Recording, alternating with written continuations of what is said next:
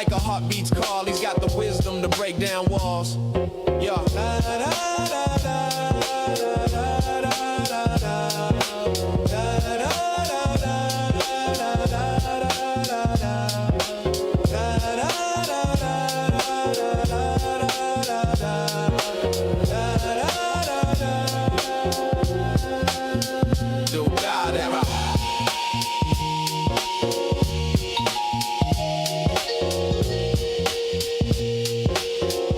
Good morning. Welcome to the program. Today is Wednesday, August 13th, 2025. There's something that we as African Americans have to do with consistency and frequency.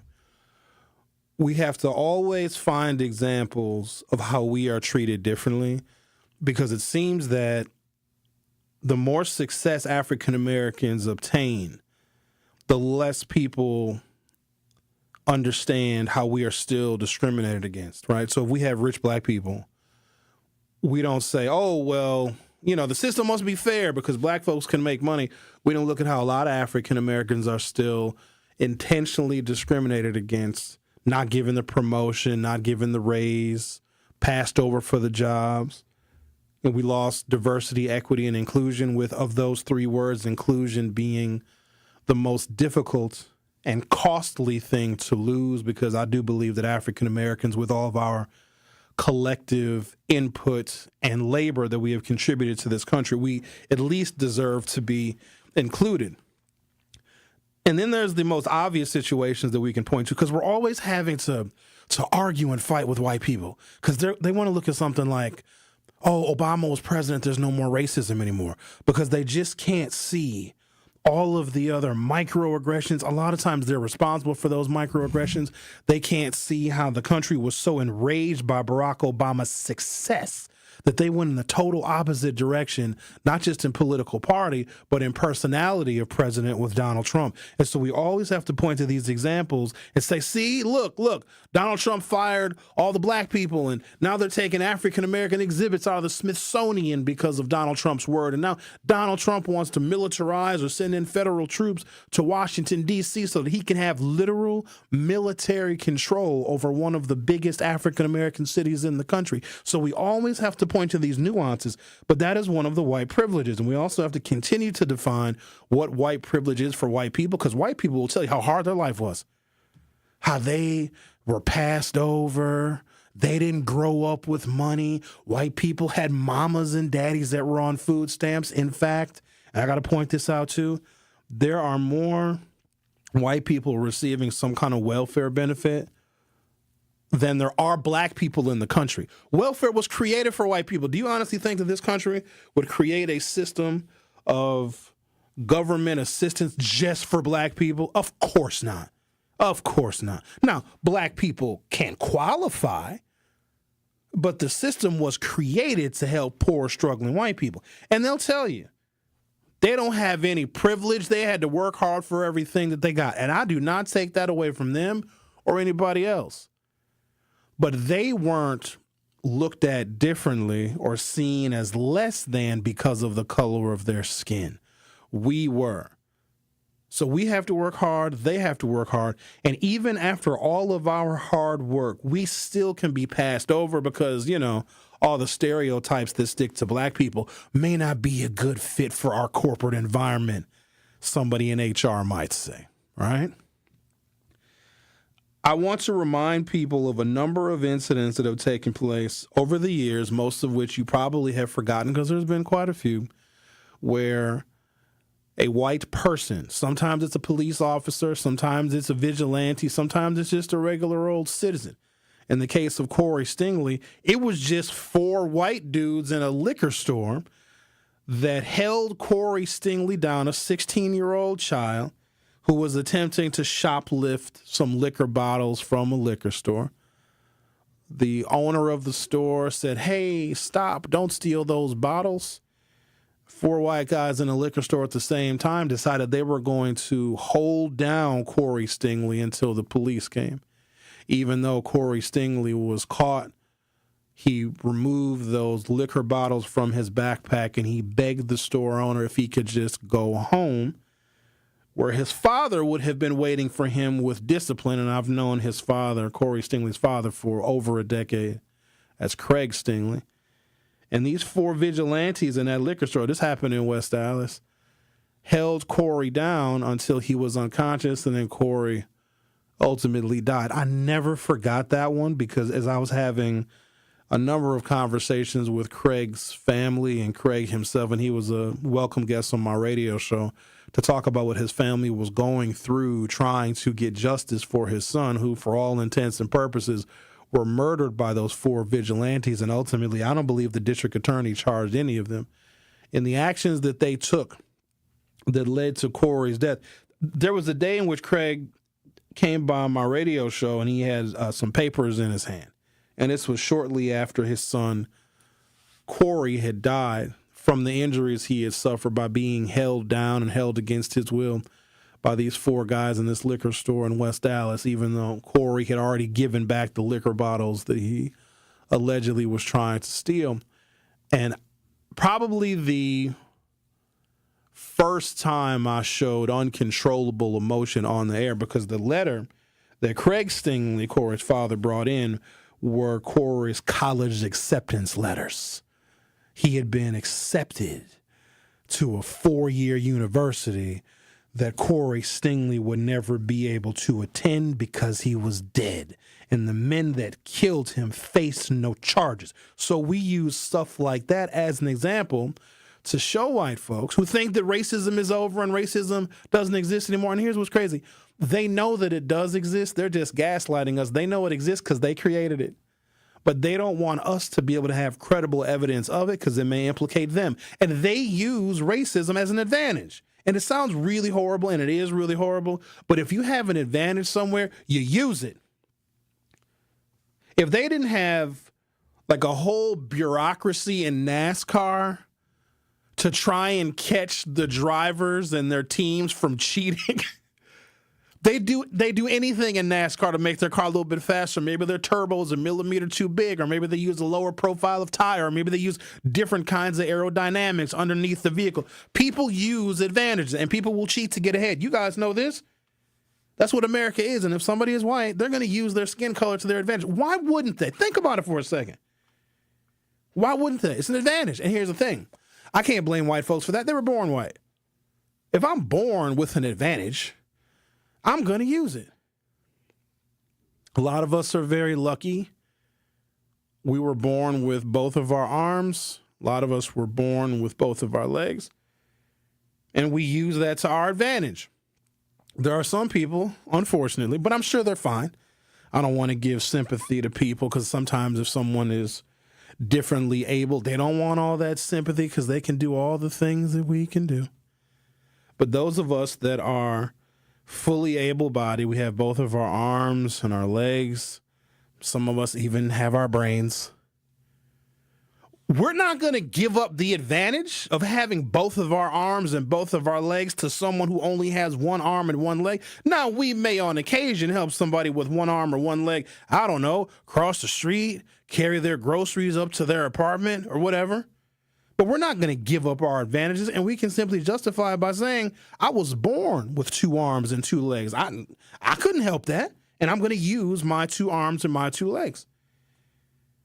Being Caucasian in this society is just like being born with 2 arms and 2 legs versus someone who has 1 or 2 less appendages. I'm going to take a break. When I come back, I'm going to share with you a handful of stories over the years where African-American men, women, and children were killed. Sometimes it was by the police. In every situation, we believe that the harm caused to that African-American by this white person, whether it be a cop or a vigilante or just dudes in a liquor store, we believe that the fact that they weren't charged with crimes is evidence that that kind of racism still exists. So I'm going to give you some of those examples. And I also want to have a discussion about the 2 women who were hit by a Water Street driver on July 20th, 2025.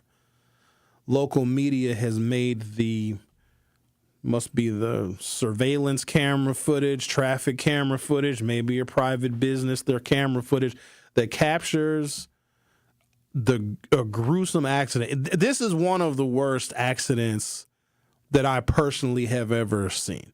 It's really, really bad. And so I titled today's program, Viewer Discretion Advised, because that video is really, really graphic.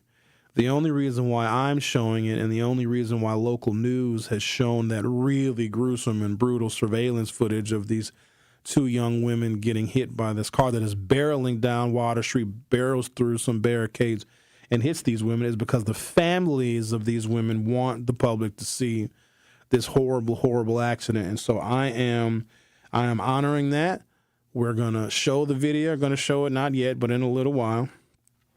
And we're going to have some discussions about that because the driver of that vehicle was able to leave the scene without any major repercussion. Now, the driver did get some citations, and, you know, the citations are probably expensive. But a lot of folks, including the family, and rightfully so, are very angry that the driver was not charged with a crime. That the driver, after plowing through these barricades at a really high rate of speed, which you'll be able to see when we show it on our YouTube video at 1017 The Truth, it looks like the epitome of reckless driving, something that we have been complaining about in this city for years. It is a reason why we've spent just under $75 million changing the flow and the directions of our streets and of traffic with the bump outs and all the other traffic calming measures and making more bike lanes. How the hell that makes reckless driving go away by having more bike lanes? I have no idea. If anything, bike lanes means gentrification is coming because black people don't ride bikes like that. Only time you see a black man on a bike is because he lost his driver's license. But when you see this reckless driving that led to life-altering injuries for these two young women who were out on Water Street celebrating recent college graduations, it makes you think, well, how come the individual who was driving the vehicle got let go, didn't go to jail, wasn't arrested, wasn't even breathalyzed? And it kind of reminds me of these situations where an African-American man, woman, or child was harmed, sometimes by a cop, sometimes by a vigilante, sometimes by four thugs in a liquor store, where they have harmed, injured, or killed African-Americans, and they escaped responsibility too. There is, like most things that I discuss on my show, a little taste of irony in this story, so you're going to have to continue to listen to hear what that taste of irony is. I assure you it is not what you expect. You're listening to The Truth with Sherwin Hughes on 1017 FM. Don't go anywhere. I'll be right back. The Truth with Sherwin Hughes returns after this on 1017 The Truth, The Truth app, and 1017thetruth.com. From the biggest stars to the greatest moments, Behind the Bucks is Bucks history like you've never heard it before. It's all on Behind the Bucks on the Bucks Plus audio network. Behind the Bucks is presented by Gallagher, your trusted insurance broker and HR and benefits consultant. Available now on bucks.com/plus, the Bucks app, the new ESPN Wisconsin app, and wherever you get podcasts. It's 1017 The Truth. Dr. Ken Harris for Pella Windows and Doors of Wisconsin. It all started with a new invention in 1925, the roll screen. The ability to roll a window screen up and down like a shade. Pella invested in this breakthrough when the business was born in Pella, Iowa, and has introduced the world to innovation, game-changing decisions ever since. They've been at it for a century. When you want long-lasting comfort and reliability, it's easy to trust Pella. Every piece is specifically constructed for you and your home and always designed with innovation and rigorously tested for quality and performance. The Pella team takes pride in constructing quality windows and doors with meticulous attention to every detail. Investing in new Pella windows and doors creates long-term energy savings and durability that lasts for years. There's no reason to wait because if you order by August 31st, get 0% interest for up to 60 months. Certain restrictions apply. Yes, that's up to 5 years with no interest payments, so don't miss out. Visit PellaWI.com today. You are listening to The Truth with Sherwin Hughes on 1017 The Truth, The Truth app, and 1017thetruth.com. Just kick a little something for them cars that be bumping. Yeah, but we need a beat that they can front to. Oh, that'll work. Be funky. You know what I'm saying? Cars ride with the human symptoms. Cars ride with the human symptoms. Funky. All the cars out there and all the brothers. People are already inquiring as to who the driver of that vehicle may have been. So I posted the video on my social media pages, the surveillance video, wherever the camera was mounted. Maybe it was a traffic camera, maybe a business nearby had that camera angle. So I posted it on my social media, and it went viral. And there's obviously hundreds of comments where people are speculating, how on earth can somebody cause that kind of damage to another human being, how they can ignore a traffic barricade? It's very confusing when you think about it logically. How on earth someone can do that, be that irresponsible, and then the driver admitted to drinking. The driver's vehicle was unregistered. The driver didn't have any insurance. Now, there's going to be some major civil penalties for the person driving that vehicle. But of course, and I'm going to speculate too, like who in the hell can get away with that? Because that kind of privilege is usually reserved for them, right? So it just falls into the same narrative that we have been lamenting about as black people for so long, where a white person can do irreparable harm to somebody, can kill somebody. Sometimes it's a cop. Sometimes it's just a nobody. George Zimmerman was a nobody, and he murdered Trayvon Martin. Trayvon Martin was walking home, not bothering anybody, not threatening anybody, not committing any crime. George Zimmerman is still free right now. And it just reminds us as black people that this country is very unfair. But the most difficult part about the unfairness, and it's not all the time, sometimes this country is real good to black people. I ain't gonna lie to you. When it's bad, though, it's real bad. But when it's good, being black is real good.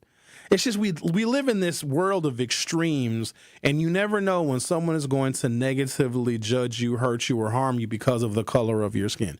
Now, we hope that doesn't happen very often. That is oftentimes why black folks, and it's weird and kind of ironic because we as black people are much more likely to be hurt and harmed by another black person, but we feel more comfortable around black people. I might walk into a function. Might be a fancy function, a business function, or a corporate function. I might be a distinguished guest or speaker at this function. First thing I do when I walk in is look for the black folks. I try to, and then you make eye contact with them and you give them a little wink and a nod like, yeah, I see you. I got you. If anything goes down, just throw that hat up in the air. Like the Montgomery boat dock. Or wherever that happened.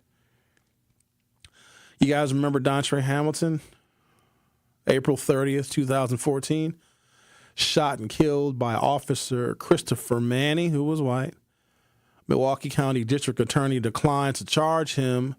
Manny was fired for policy violations. Corey Stingley, West Allis, Wisconsin, December 14, 2012. 3 white customers restrained the 16-year-old black student at a convenience store. He died days later. The Milwaukee County District Attorney declined to bring charges. Families later pursued civil action. You guys remember Derek Williams? July 6th, 2011, died in police custody after repeatedly saying he couldn't breathe.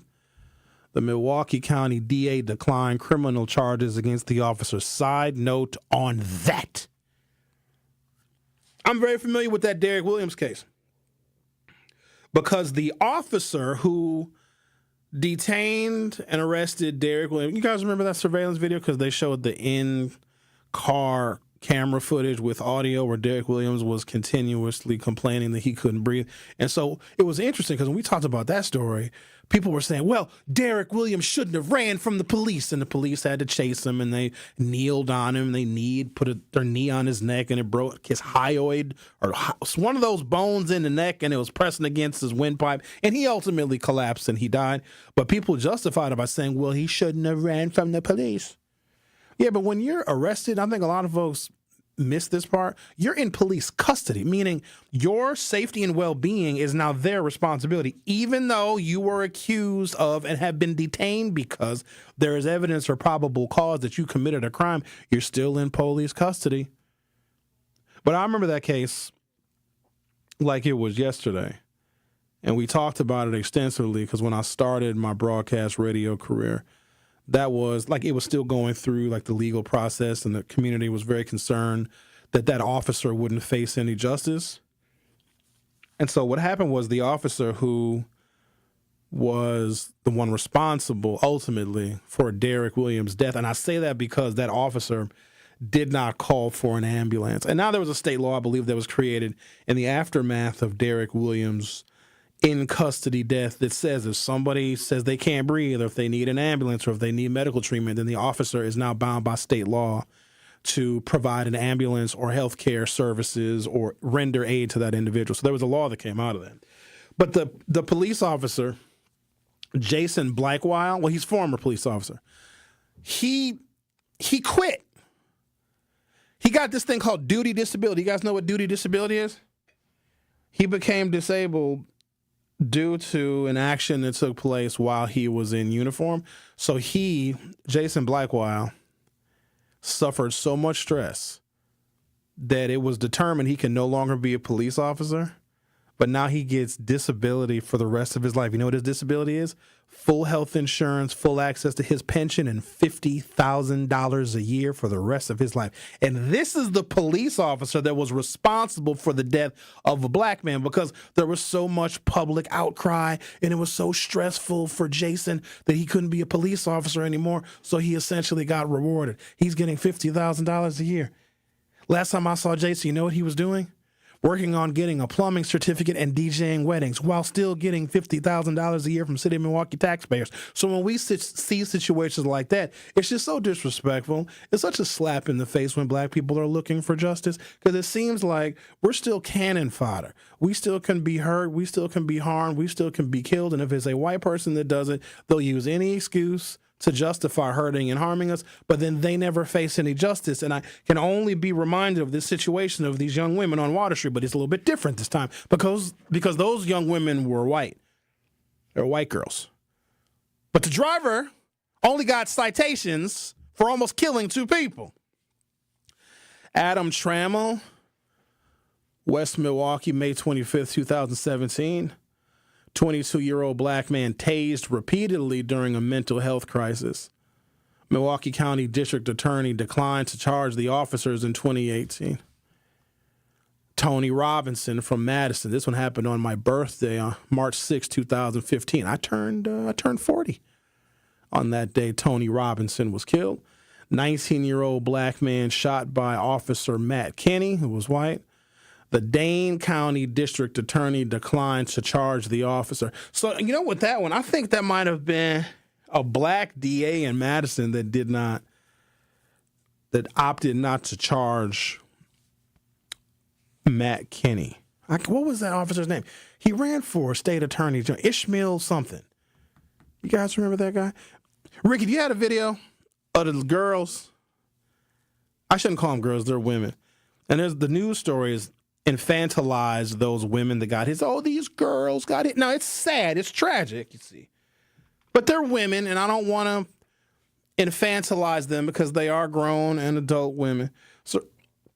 So if you haven't seen the video, now listen here now, it's graphic, it's brutal. Viewer discretion advised. If you have not seen the traffic cam footage of these two young women getting plowed over by a vehicle. I promise you that vehicle is going 35, 40 miles an hour. It first hits the barricade, and then it hits these two. And one woman is thrown 20 feet. And when you look at it, when we're about to play it on YouTube, if you go to youtube.com or open up your YouTube app from your smartphone, search 1017 The Truth, hit subscribe, you'll be able to see the video. You wonder, how did they survive? Because that looks like a homicide scene. All right, so we're playing the video now, so it's about, 30 seconds. So if you're watching now, You said it's 15 seconds, Ricky? All right. So you see some individuals that I might be delayed. My video portion of it may be delayed compared to the people that are watching on YouTube. But you see the barricades to the upper right of the screen, and then boom, look at that. These two women went flying like rag dolls. Ricky, are you able to rewind that just right before the moment of impact and play it again? Yeah, it's really, really, really, really bad. The mayor did make a statement. Obviously, we've heard from the families. Look at that. So the woman that went flying off to the left. Oh, that's so bad. Okay, that's enough, Ricky. Don't do it no more. That's too much. Her head hits that. You can see the traffic sign wobbling, right? Because her face hit that traffic sign, and I guess her teeth. She hit the traffic sign so hard that her teeth were lodged in her nasal cavity. So I'm going to take a break. When I come back, I want to read some statements from the mayor. The police chief chimed in because anybody who watches that video has got to wonder, why wasn't the driver charged? You can't, best of my knowledge, plow through a barricade because that means no cars. I see an orange barricade. Ooh, I went the wrong way. Need to turn or stop. So that's a traffic violation right there. But then to find out that the individual driving that motor vehicle, which almost killed two people, was uninsured, had no driver's license or did not have a valid driver's license, and the vehicle wasn't registered.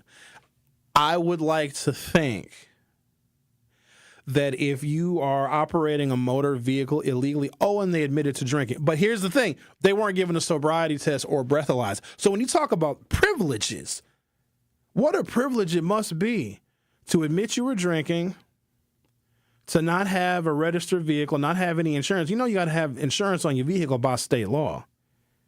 And not have a driver's license and hit somebody. And here's what's crazy. Be able to drive home. You're driving your car home with skin, blood, and hair on your vehicle. And you're just able to go home. That's so wild to me. It reeks of privilege. The mayor said because the driver cooperated, they stayed on the scene and they rendered aid.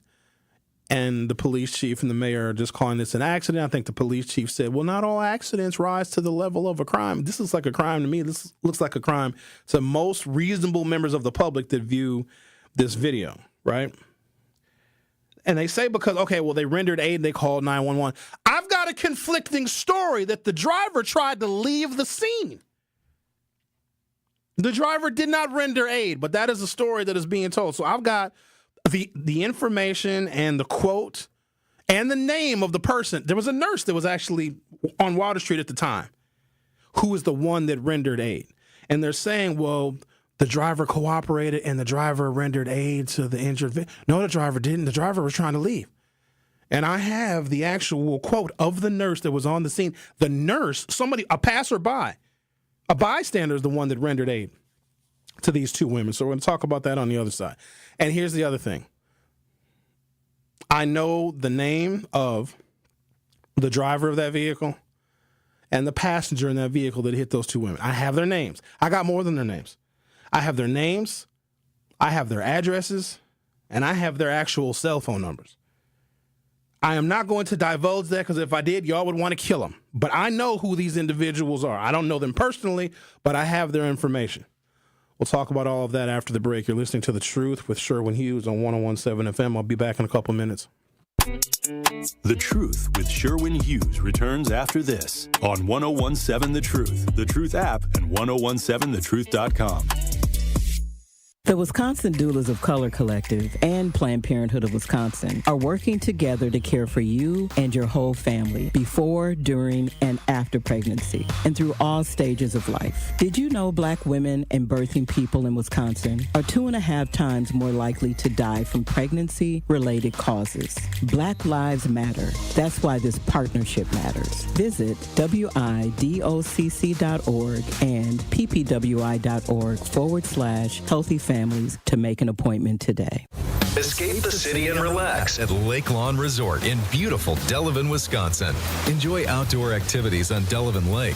Tee off at the lakeside Majestic Oaks Golf Course or unwind at the award-winning Calidora Spa. With both indoor and outdoor pools, there's fun for the whole family. Take a cruise on the Lake Lawn Queen. Explore stunning shores and historic landmarks and enjoy delicious food and drinks on board. Book your stay today at lakelawnresort.com, where everything is better at the lake. It's time for Truth Takes, a thought-provoking commentary on the award-winning 1017 The Truth. Here is Ben Jammin with his truth.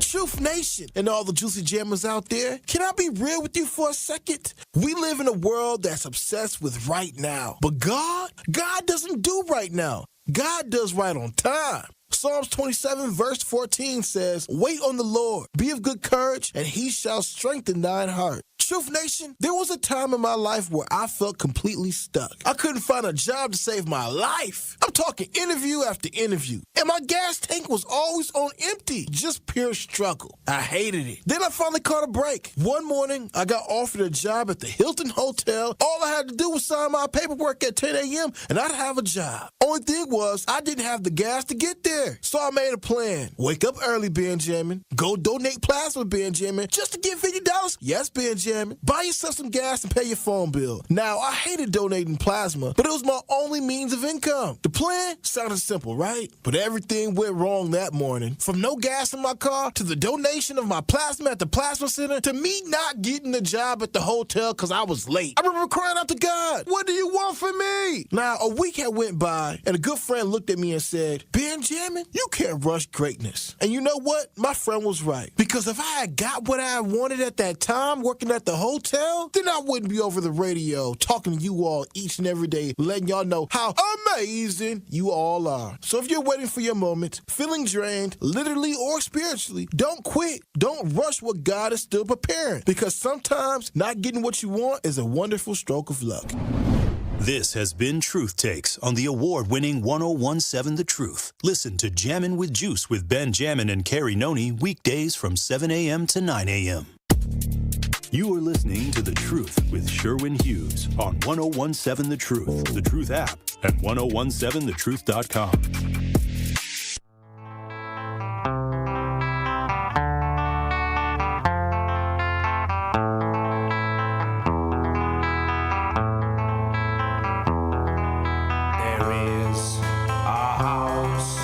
We showed the moment of impact where two young women who were out on Water Street celebrating a recent college graduation were struck by a motorist moving southbound on Water Street, which is a business entertainment district thoroughfare in downtown Milwaukee. And this driver plows through barricades because there was no through traffic was allowed past that intersection of Juno and Water Street. And you see the driver hit the barricade, and then the two young women who were standing on the other side of that barricade. It's a very, very gruesome accident, and had there been a homicide, had somebody died, I would not have shown that vehicle because I'm not going to show someone's death. However, the family wanted this video made public, and I will oblige them because it's their decision ultimately. And they want people to see the gruesomeness of that accident. I say accident because the mayor and the police chief responded by saying sometimes it's just an accident, and not every accident rises to the level of a crime. But I think most reasonable people, like if you all were on a jury, okay, and you saw that footage, and if the driver was being charged with reckless endangerment or whatever the state statutes dictate, it seems like that driver would be found guilty because their driving was so inattentive that it led to the real severe injuries of two individuals, and that person was not legally operating that motor vehicle. That's the part I think that gets me. But we've also known that there's not a lot the police officers can do if your vehicle is unregistered. I mean, there's people driving around with no license plates on their vehicle since COVID because the governor relaxed the requirement because, the DMVs were closed. DMV's been open for 3 years. Go get your plates. Get the plates. And let me tell you why I'm mad, even though this is not about me, but it is for a second. It's my damn radio show. It's about me for a little bit. It's about Sherwin. I pay $225 every year to register my vehicle. That's insane. I got a hybrid vehicle. They say, oh, Sherwin, your car is so fuel efficient that you don't buy that much gasoline. Here I am thinking that's good. I'm doing good for the environment because you don't want to mess up the environment because if you mess up the environment, we get floods. I'm not responsible for the flood. I did my damn part. I got a hybrid electric vehicle. No flooding responsibility is on me. Side note, I saw a guy on the news, Ricky. I'm over here leaning on you like Tori Lowe be leaning on Zach. And he was talking about the stuff he lost in the flood. I didn't even think about this. Dude was like, don't make me laugh. I can't look at you. What did he lose? His brother's ashes. He's like, my brother floated away. I didn't even think about it. He had his brother in it. He's like, I couldn't say. He was real sad. He was hurt real bad. He's like, oh, my brother is don't Rick, come on, man. It's just the way you storytelling it. I felt I can't stop Damn. it. Stop it. No, I'm trying to be serious. He said he floated away. Sometimes when people are dealing with a tragedy and they're under stress, like they're not always the most articulate. And he was just caught up in an emotional moment. And he was like, I couldn't say. When he said he couldn't save his brother, I was like, damn, his brother drowned? No, it was his brother's ashes. He's like, I couldn't get to him. I couldn't save him. I'm thinking to myself. And Did he swim? And you got people wading around in that floodwater, right? And I made a comment on this. Is one lady, she was out there. I talked about this yesterday. Or today's Wednesday, right? I talked about it on Monday. There was a lady who was wading around just in slide sandals in the nasty floodwater. But she was out there trying to unclog the sewer drains. But I remarked on her video, I'm like, yo, that's crazy work. You out there in this floodwater just wearing some slides. And she fired back at me like, what did you do, Sherwin? You wasn't out there putting in work. And I'm thinking to myself, you had dudes, brothers, ashes all on your knees, all on your feet probably. Henry was just floating all around you. Poor What Henry. can you say? He was all over her. He liked her. Don't say that, Ricky. That's not nice. But the guy's like, I couldn't save my brother. I'm sorry, I have a dark humor. His ashes. And even like the reporter was just like, oh, don't laugh. It's not funny. New surveillance video shows the moment two young women were seriously injured when a driver crashed through police barricades in downtown Milwaukee. Chloe Handrich and Samantha Ganjar were crossing Water Street on July 20th when they were struck by a silver Jeep that barreled through an orange police barricade at the intersection of Water Street and State Street. I think earlier I might have said Juno, but it was Water Street, and State Street was the east-west thoroughfare. The surveillance video from a Milwaukee City camera shows Handrich and Ganjar trailing behind their friends while crossing the street when the Jeep smashes through the barricade and hits them. The driver appears to brake just before the impact. The collision sent Ganjar flying into a street sign while Handrich was flipped upside down and thrown 20 feet. Quote, the person that was driving the vehicle, after she went through those barricades, when she realized that she hit human beings, she stopped her vehicle. She got out. She rendered aid. She called 911. She stayed on the scene, Mayor Cavalier Johnson said on Friday. I'm going to pause right there. Let me tell you why, because I've got conflicting information that the driver wanted to flee, that the driver did not render aid. I'm not even sure if it was the driver that called 911, because you got to think about this now. These two young ladies were with a group of their friends. The driver is going to be in shock. The driver is not going to call 911 before the friends who had just crossed the street, just before that car barreled through those barricades and hit those two young women. So I'm going to take a break, come back, give you the rest of the details of the story, but then also give you the account from the person. There was a nurse that was a bystander that saw the accident, and it was a nurse who was celebrating her wedding. She was out after her wedding. She was in her wedding dress when she began to render aid to these two individuals. Now, there is no accounting of multiple people rendering aid. There was only one person that was rendering aid, and it was a bystander that happened to be wearing her wedding dress and not the driver of the vehicle. And here's the other thing. I have the driver's name. I got the passenger's name. I have their addresses, and I have their telephone numbers. I'm not releasing that information because y'all probably want to go put some revenge on the driver. But I'm going to give you a little bit more details about who they are. And people are wondering, oh, Sherwin, are they connected? Are they powerful people? Do they know powerful people? Well, we're going to discuss that in just a little bit. Huh? Got to stay tuned. Stay tuned to The Truth with Sherwin Hughes on 101.7 FM. If you haven't done so already, go to YouTube.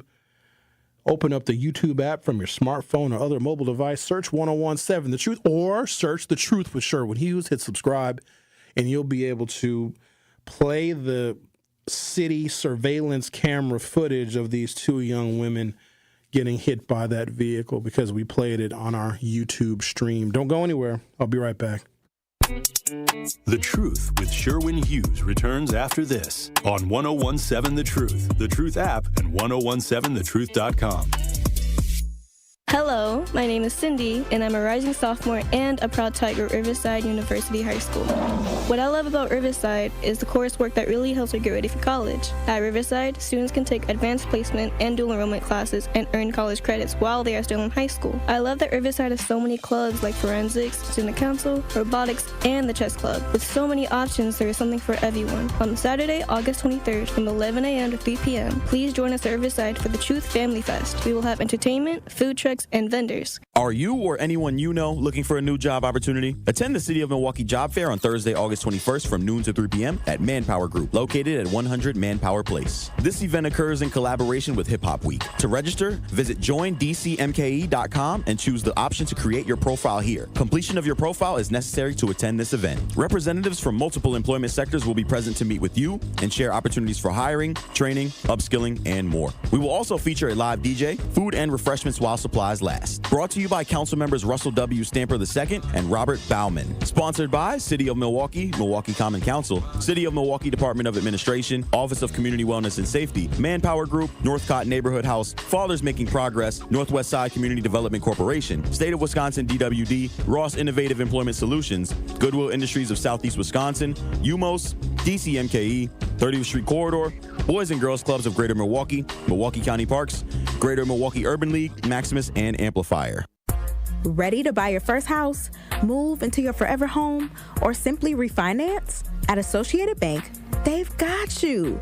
With the right lending plan and guidance, you can achieve your dreams. Your financial goals are closer than you think, and Associated Bank is excited to help you reach them. Learn more at associatedbank.com/lending or ask a banker for details. Subject to credit approval, member FDIC, equal housing lender. Step right up and gaze into my crystal ball. I see flashing lights, spinning reels, and a big win. This August, you have a ticket to a cash carnival at Potawatomi. Play with your rewards card and earn entries to win your share of $300,000 in cash and prizes. Prize drawings every Thursday through August 28th. Your fortune awaits only at Potawatomi Casino Hotel, Milwaukee. More info online. Must be 21 and a rewards member to play. When you're high, you feel different. Pretty obvious, right? You think different, talk different, but if you feel different, you drive different. So if you're high, just don't drive.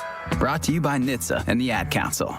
Happy kids heal faster, and that's why Starlight is dedicated to improving the mental well-being of sick kids across the U.S.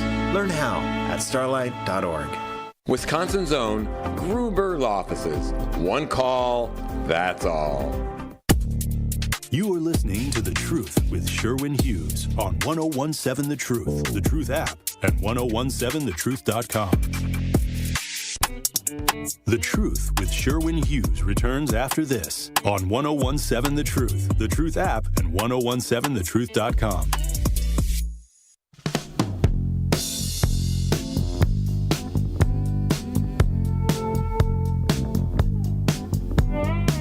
So there's a real major discrepancy Quote, the person that was driving the vehicle after she went through those barricades, when she realized that she hit human beings, she stopped her vehicle, she got out, she rendered aid, she called 911, she stayed on the scene. That's what Mayor Cavalier Johnson said. However, according to Milwaukee Police Dispatch reports, neither the driver nor the passenger called 911 to report the crash. That's not the only discrepancy that we have. So the mayor said that the driver of the vehicle rendered aid to the victims. That also is a lie. Somebody lied to the mayor. And if I was the mayor, I'd be real angry. Here's what really happened. And this appears on nurse.org. When nurses make the news, there's a website that gives nurses credit when they do wonderful, superhuman, humanitarian things. Nurses.org says 2 young women celebrating their college graduations were seriously injured when a car plowed through a barricade and struck them in downtown Milwaukee on early Sunday morning, July 20th, police confirmed. The crash happened around 2 a.m. on Sunday, July 20th, 2025, at the intersection of Water and State Streets, according to the Milwaukee Police Department. Investigators say the driver, quote, disregarded a traffic barrier before hitting the pedestrians. Both victims, identified as 22-year-old Chloe Handrich and her friend Samantha Sam Ganjar, sustained serious but non-fatal injuries and were taken to a local hospital. Alex Michaelis, a registered nurse, had just finished celebrating her own wedding when she heard the crash while walking near Water Street. Quote, I was in my wedding dress, literally, when I ran over there, Michaelis told WISN 12 News. It was just so loud, I remember that. And then when I got to the scene, that's when I saw the 2 young women injured. Michaelis immediately began providing care using her medical training to stabilize the women until the paramedics arrived. So the mayor said the women, the driver and the passenger, rendered aid. No, they didn't.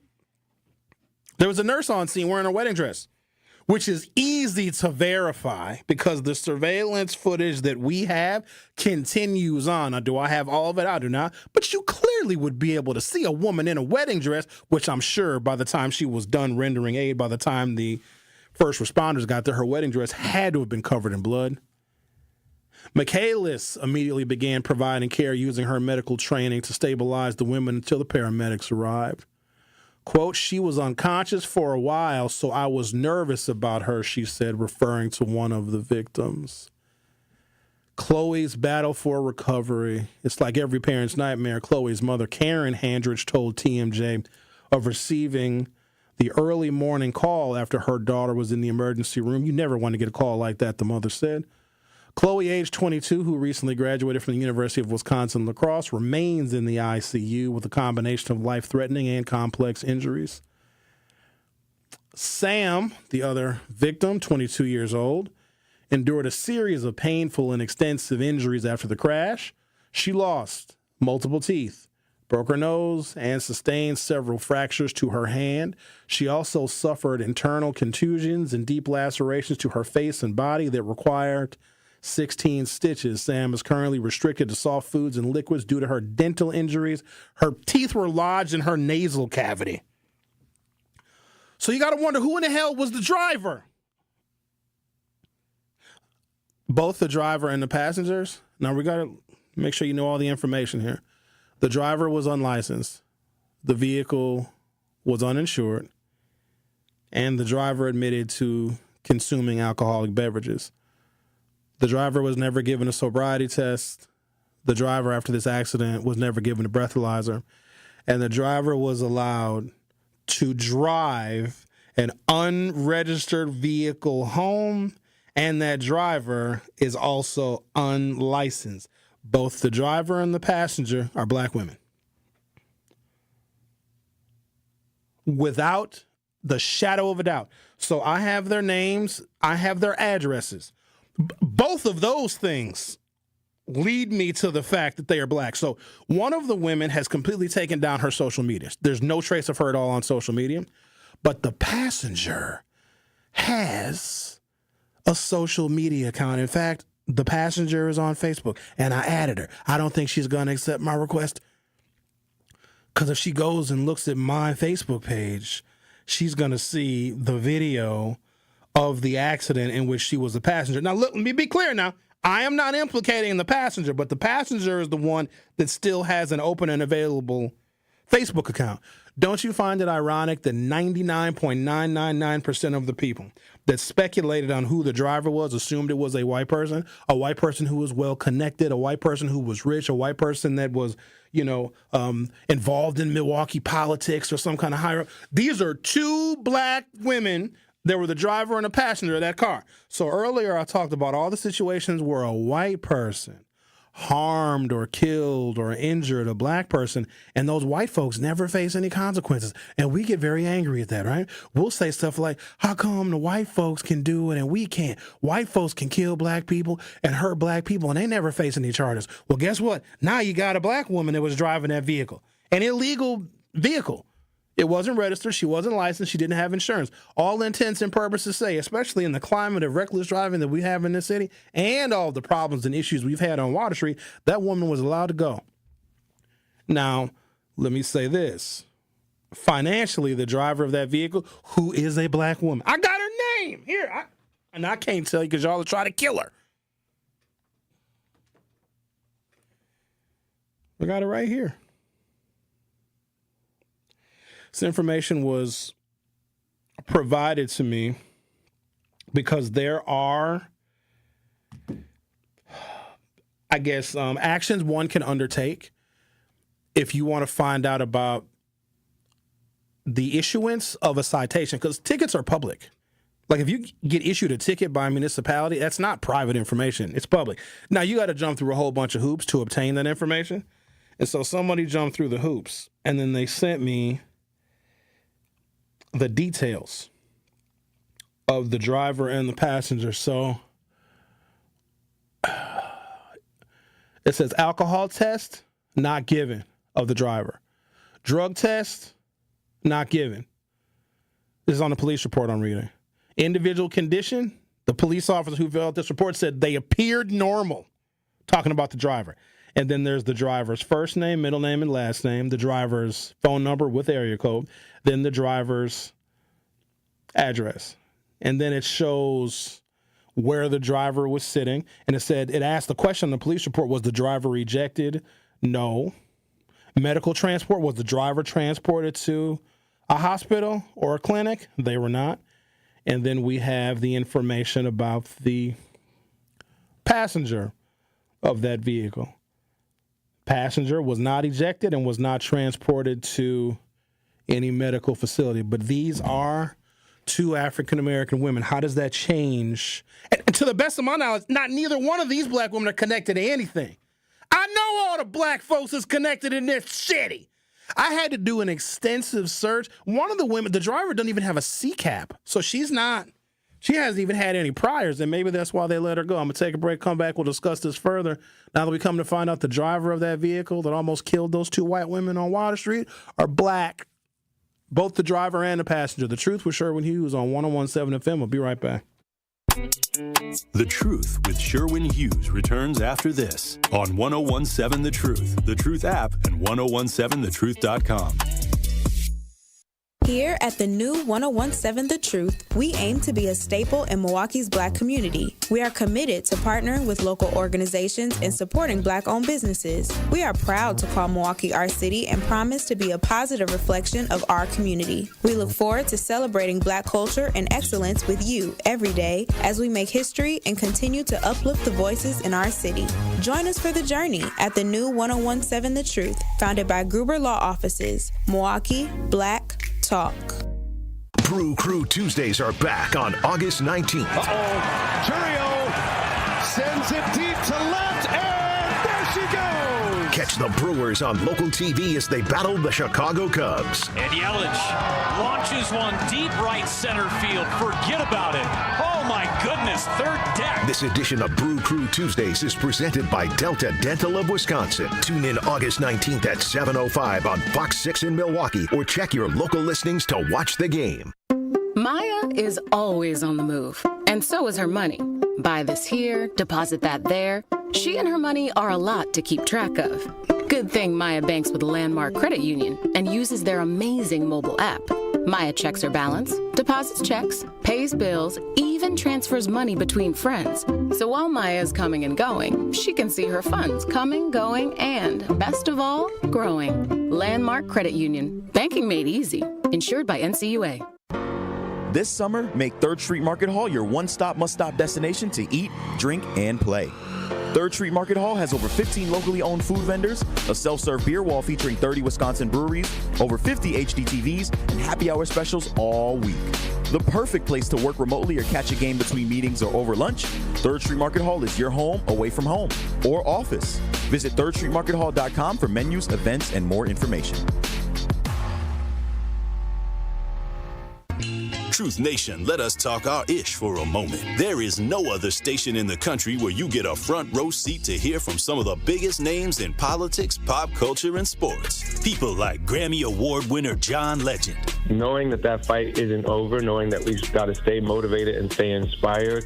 Glory was the song that myself and Common wrote. Two brothers from the Midwest, from Chicago and from Springfield, Ohio. Oscar Award winning actor Don Cheadle. I know that we're the bright, shiny thing that sometimes gets the attention, but I would say don't listen to celebrities. You don't have to listen to us. Listen to yourself. And President Donald Trump's son, Don Jr. When did we have a strong economy? And I don't think anyone with a straight face can say right now. And the reality, when you look at it, it's not even voting for my father. Look at the team that's now surrounding him. Tap into the award-winning and nationally recognized 1017 The Truth by downloading the Truth app and streaming us live at 1017 The Truth on YouTube. Milwaukee Black Talk. Listen to the man who tells you exactly how he sees it. The Truth in the Afternoon with Dr. Ken Harris every weekday from 4 p.m. to 6 p.m. on 1017 FM, 1510 AM WGKB Waukesha and W269DL Milwaukee, a locally owned Good Karma brand station. You are listening to The Truth with Sherwin Hughes on 1017 The Truth, The Truth app, and 1017thetruth.com.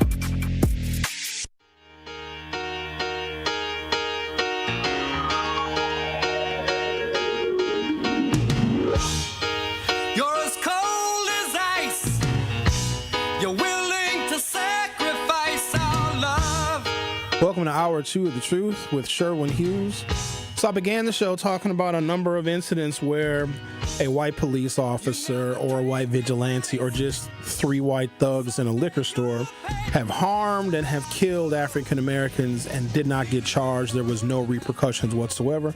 Now, in a lot of those cases, the families did go on to sue the Milwaukee Police Department or sue those individuals who were responsible for the death of their loved ones, but no criminal charges were filed. And we always use that as African Americans as pure, concrete evidence that we are treated differently. We can be hurt, we can be harmed, we can be lynched, and the person responsible for it does not face any justice. A much more well-known example would be George Zimmerman when he murdered Trayvon Martin. George Zimmerman is free right now. I don't know where the hell George Zimmerman is, but I know he's not in lockup. And so when we saw this horrendous footage from a city of Milwaukee surveillance camera stationed somewhere near the intersection of Water Street and State Street, where there is an unregistered vehicle being driven by an uninsured driver that was also unlicensed and a driver that did admit to having alcoholic beverages.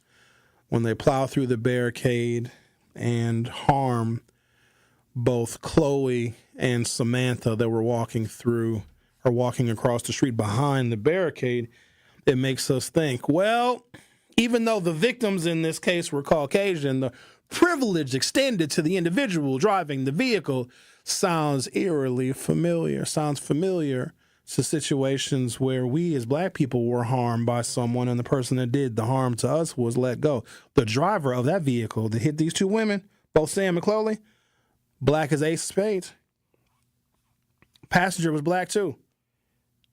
And they both were allowed to leave without sobriety tests. Or, here's the thing, at least if the police are going to let them go, and I'm not even faulting the police because whatever the state laws are, it did not in that situation mandate that the driver, I shouldn't say the passenger, the driver be detained. Now I did, and I can do a pretty extensive search on people with a variety of different tools.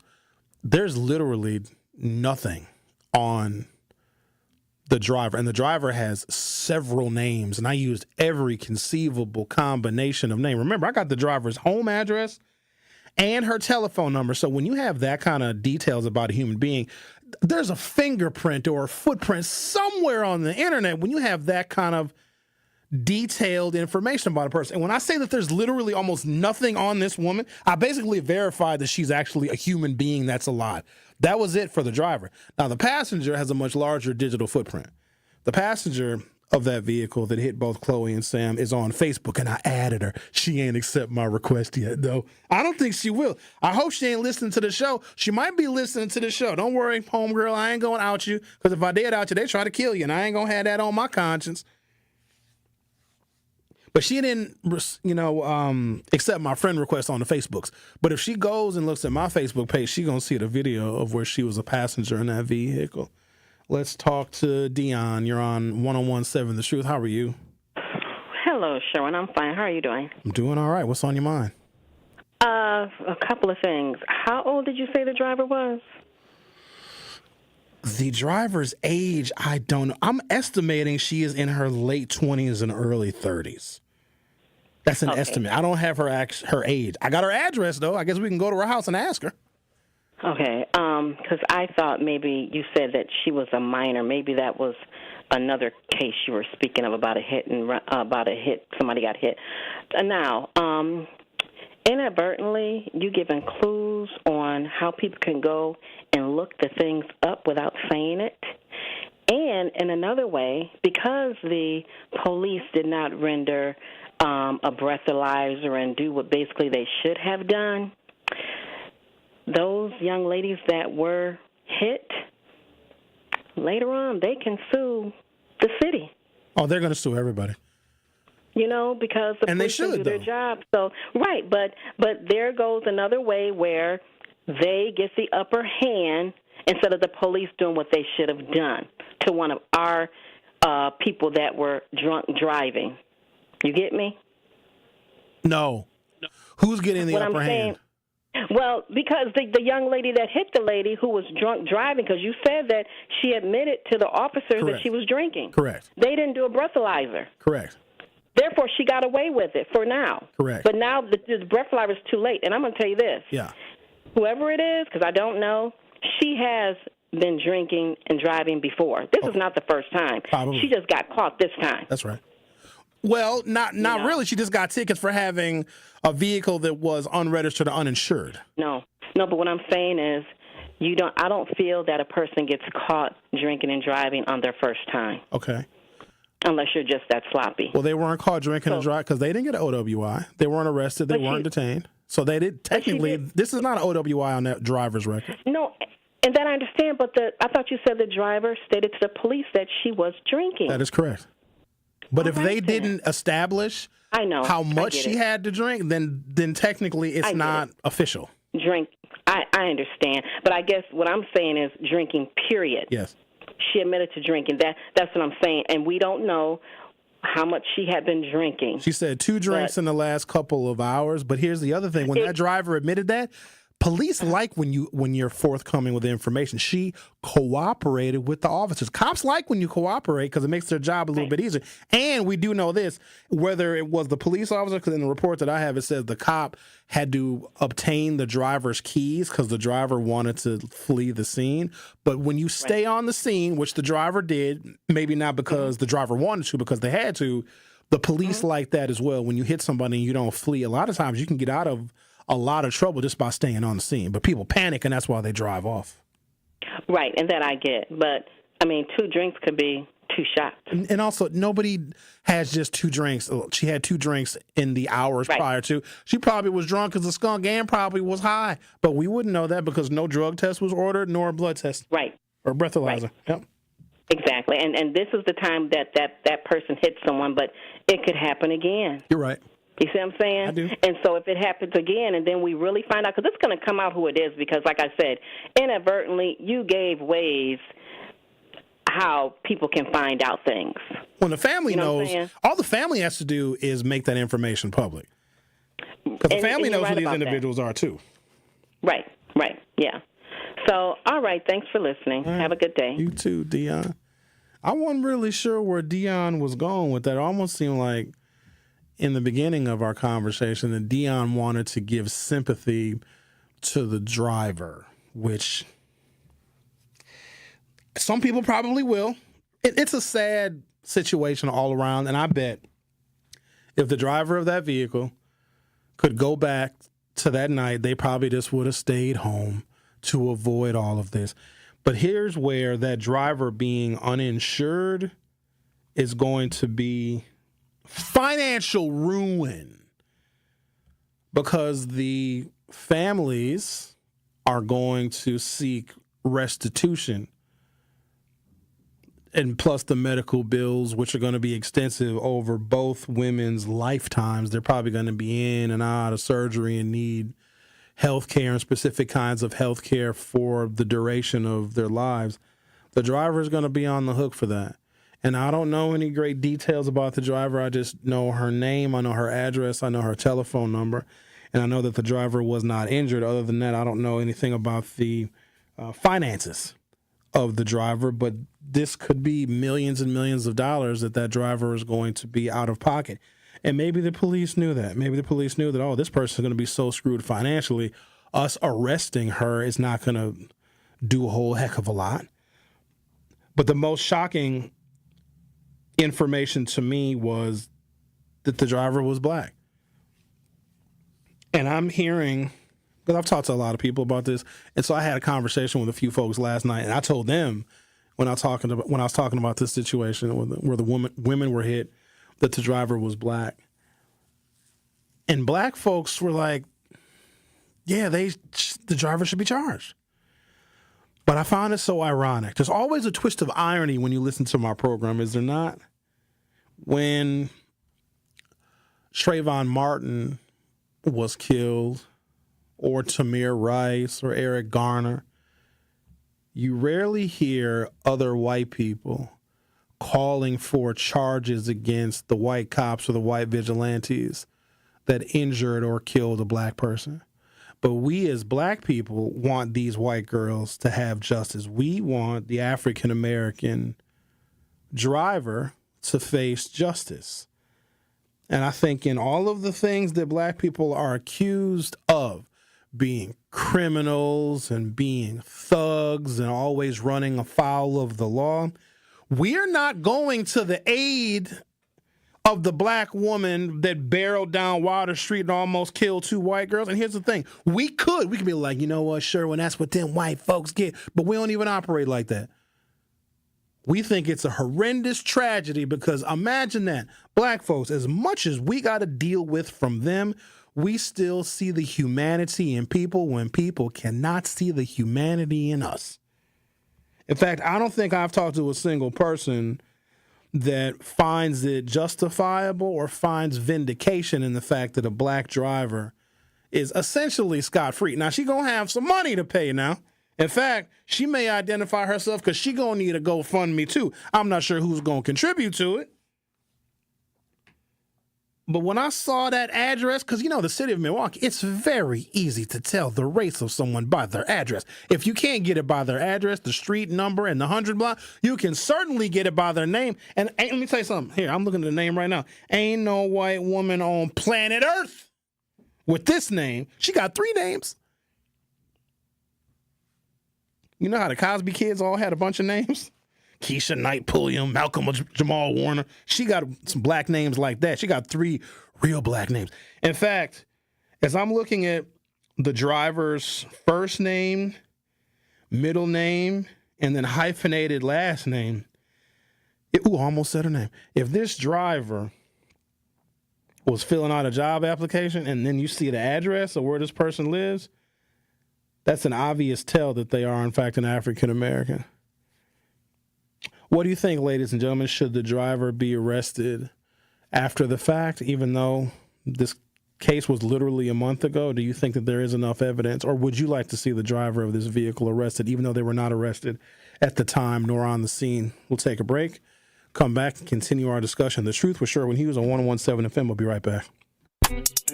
The Truth with Sherwin Hughes returns after this on 101.7 The Truth, The Truth app, and 1017thetruth.com.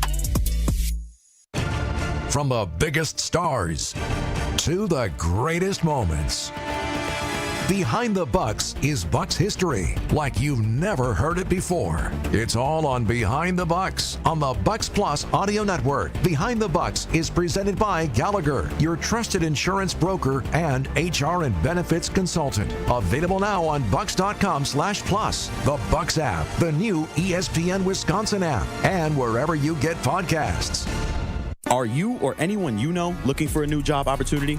Attend the City of Milwaukee Job Fair on Thursday, August 14th from noon to 3 p.m. at 2 locations.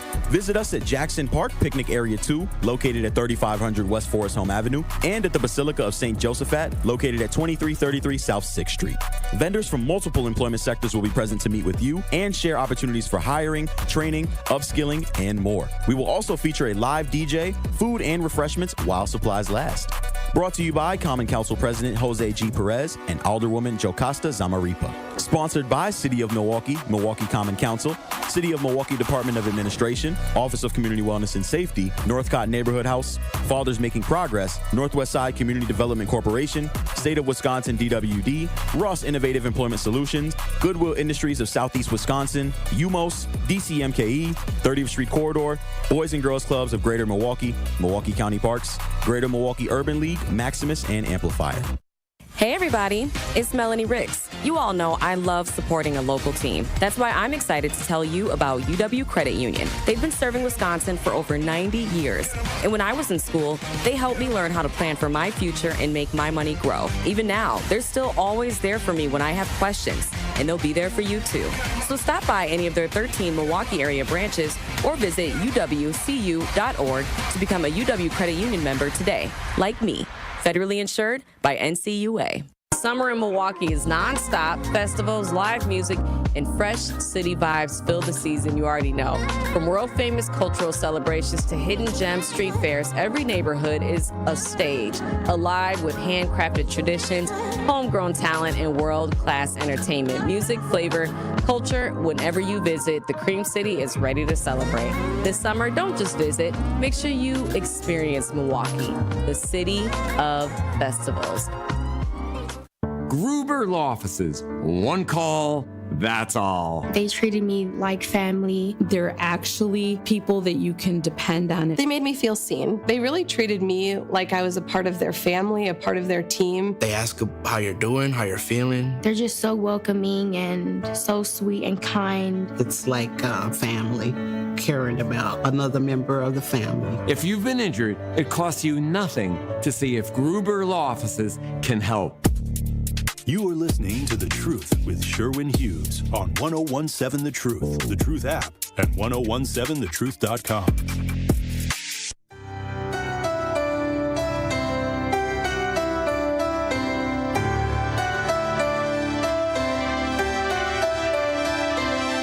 I thought we wanted black people to be able to get away with crimes because, you know, the white people can do it.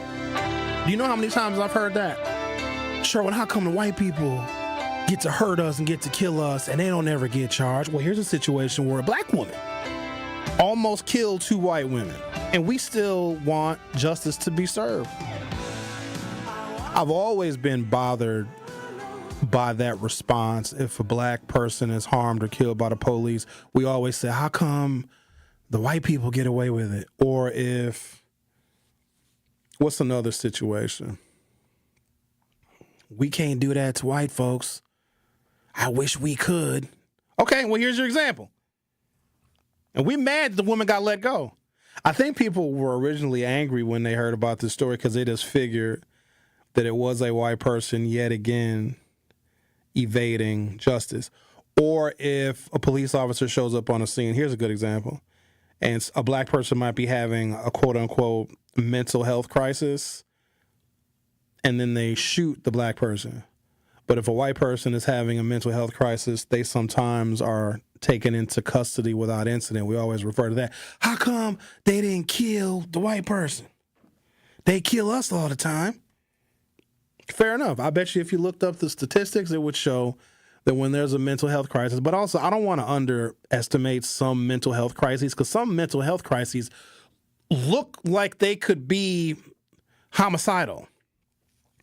The two homeless men that were fighting outside of the perimeter of the RNC.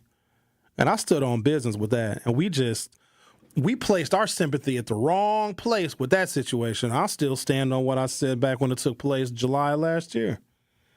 There were two homeless men that were fighting. One of the homeless men had a knife in his hand and was literally trying to stab the other man in the abdomen.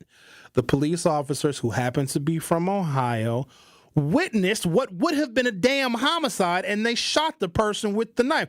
And I don't want y'all to get this misconstrued anyway. That's what the police is supposed to do. Because had the police not acted, we would have said, those Ohio cops are here and a black man is dead because they didn't intervene. I was perplexed by the number of people that were justifying or that didn't see it as justified where the police officers shot somebody that has a knife. Do you know that a knife can be used to kill somebody, right? And if a police officer witnesses that, they're trained to stop the threat. Now, we also had a long discussion about, well, where was that man's family? Why was he homeless in the first place? Because then after the man with the knife was killed by the police, then his family all came out and said, oh, the police are terrible. We're like, dude has a lot of family. Did not Nan, one of y'all, want to take him in? Let's talk to G. You're on 101.7 The Truth. How are you? Good morning, Sherwin. Of course, all my comments are just speculation because I wasn't there. But some questions, I don't know if you may have the answer to this or not. But when a person admits that they had a couple of drinks, does that automatically, are they supposed to, do officers automatically do like breathalyzer or sobriety tests or whatever? Or was that just some lazy policing or what do you think? And was that person distracted? Because especially in our society now, people, they love to drive with their cell phones in their hand. They texting, talking, FaceTiming. Like that was that part of? Maybe the two young women who were injured. I don't know if their attorney will, since there wasn't a drunk driving ticket or anything. Will their cell phone records be subpoenaed or whatever? Like, were they distracted or what? Because they didn't see they didn't see the crosswalk, the barricade. So I don't know because I wasn't there. But none of us know. You think that was just some lazy? Right? Was it some lazy policing? Because it could have been. Police officers. Here's the thing: whether you admit to drinking or not, a cop, if they look at you and think that you're impaired, if your eyes are glassy or if your speech is slurred, they can issue a sobriety test. Even if you're sober, they can issue a sobriety test because it's not always alcohol. Right. Sometimes it's prescription drugs. Sometimes it's marijuana. So maybe we call it lazy policing, or the police officer's like, you know what? You're being cooperative. You didn't flee the scene, even though the police had to hold the woman's keys so she didn't take off. She did admit that she had a couple of beverages. Sometimes the cops just see it as somebody's being cooperative. They're not being combative. They're like, okay, we're just going to give you these tickets right, and you go on about your business. But I also want to extend this to folks that are listening. Sometimes we think that if we are mean, disrespectful, and combative to the police, that's going to get us out of our situation. Sometimes if you cooperate, they may let you go. Because in this situation, the only thing that I can think of as to why this woman was able to... And here's what's crazy. She didn't even have a license to drive that unregistered vehicle and had no insurance and was able to drive away. That's the part that's crazy. Like that, if that's not a reason to get your car towed, like, ma'am, we're not going to take you to jail, but we're going to tow your damn car because you don't have a license, it's not registered, and you don't have any insurance, but they let her drive home. So was she distracted by her cell phone? Maybe. Yeah. We won't know until the family that pursues legal action, if they make any of that information public. But there's no guarantee that the family makes that information public either. Right. Okay, that's all I want to say. So it just doesn't, it seems like they dropped the ball on that one, especially with the unregistered vehicle license. And, that's crazy. Okay, I appreciate you taking my call. I'm going to hang up and listen. Thank you. All right, thank you. Appreciate your call, G. Also, it doesn't prove a point that white people always get justice. Whenever somebody black does something, the black person always go to jail.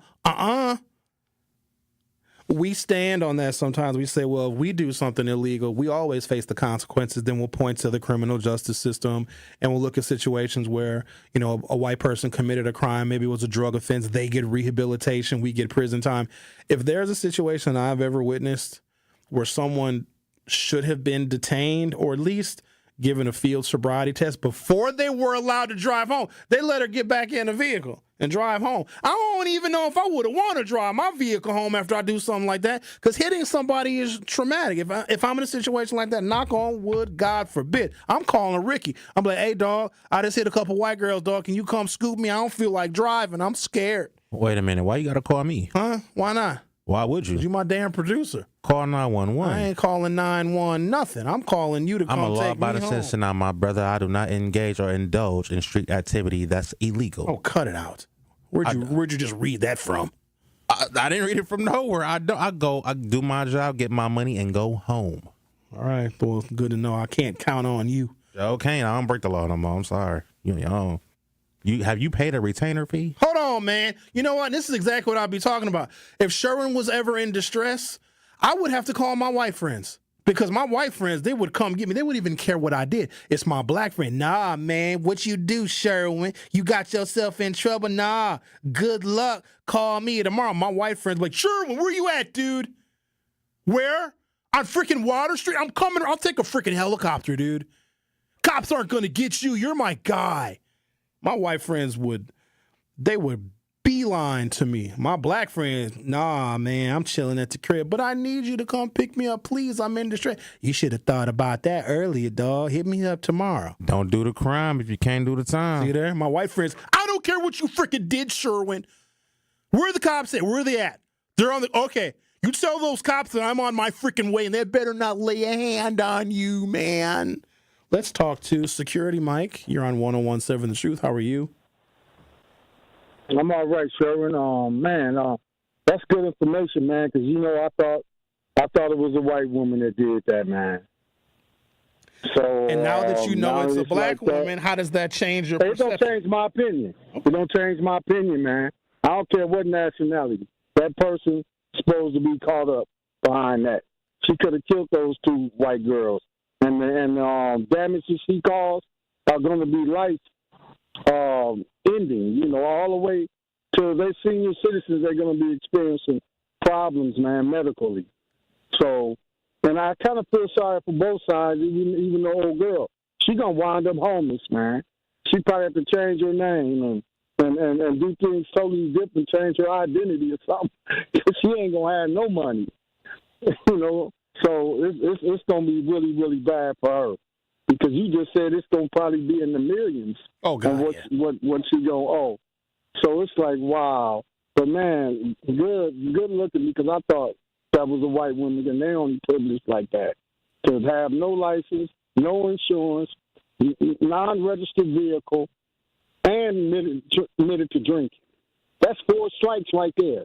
And they let her ride away from the scene like that. And I have one more thing. Okay. What do I Google on my phone right here, because I'm at work, to see that video or that footage? You can go to, it's literally everywhere. You can go to tmj4.com. They have the footage. Okay. If you go to our 101.7 The Truth YouTube, if you go to my show, I played it several times, or Ricky played it, so you can see it on our YouTube broadcast. And it's also all over my social media. So if you look up Sherwin Hughes on Facebook, you'll see it on both of my pages, and it's public. So yeah, I ain't got Facebook on it. Maybe I'll just Google barricade accident at Water Street. Or just go to tmj4.com. It's right on the front of their page. Okay. I'll do that, man. Keep up the good work, man. But that girl's she's gonna be in financial ruins. All right. Keep up the good work. Appreciate your call. Thank you, Security Mike. So I think it was Vanessa that asked in the YouTube chat, who is the driver married to? Let's go ahead and assume, and I didn't find, when I say there's next to no information on the driver, even with their cell phone number and their home address, I couldn't find anything. So let's say the driver is connected to somebody, they're married to somebody. Whoever is the spouse of that driver of the vehicle, whoever that black woman's spouse is, and she has a hyphenated last name, so She could be married, could have been married, I don't know. But whoever she's connected to, like, why is whoever that person is, they must be pretty damn powerful if their spouse or relative was let go from a horrific accident scene where she should have been detained. Why would you let your family member be driving around with no license, no insurance, and an unregistered vehicle? Right? So even if that driver of that vehicle is connected to somebody, whoever that somebody is they're connected to is just as irresponsible. Because let me tell you this. All my people that I'm responsible for are going to make sure everything is straight. Everything. I'm not going to fool with people that's unregistered vehicle, unlicensed driver, uninsured. I ain't claiming you. You want to be around me, you want to be in my circle, you got to get all that stuff squared away now. You can't be out here riding foul. Now, here's something else now. I want you to know that when we push for things in this society, sometimes it can backfire. We loved having a black president, but look who we got as a backfire. We got Donald Trump. For how long did we say the criminal justice system was racist? How long we said it? Forever. Look at all the black people in jail. Oh, the black man is incarcerated. Oh, 53206, 53206. Now what the police doing? Nah, we ain't going to arrest him because the blacks are going to say it's racist. Nah, we're not. We're just going to give him a ticket.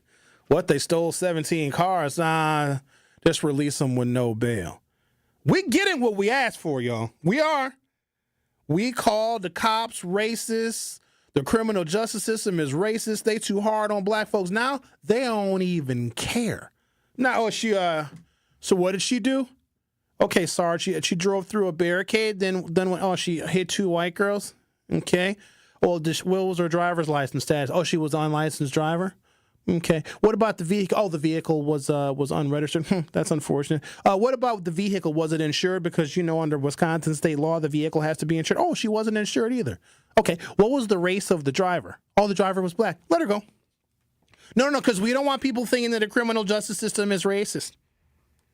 So which way do we want it? Do we want the heavy-handed criminal justice system that always locks black people up and gives them the longer sentences and doesn't give us deferred prosecution, doesn't send us to rehab? Do you want that, the heavy-handed one, or do you want the one that treats us like white folk, where white folks can do whatever the hell they want to get to go home that same night and kiss their daughter and kiss their wife and husband good night? Which one you want? Because right now, I don't even think they care. Like, oh, she was black? Well, the black community likes to march and protest, and if we arrest a black person for something, they'll say that we're racist, so just let them go.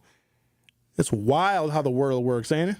Going to take a break. On the other side, we're going to hear from Melisande. Melisande, I can't wait to hear what you got to say. Our telephone number is 833-212-1017, 833-212-1017. What do you think should happen to the driver? Because as of right now, nothing.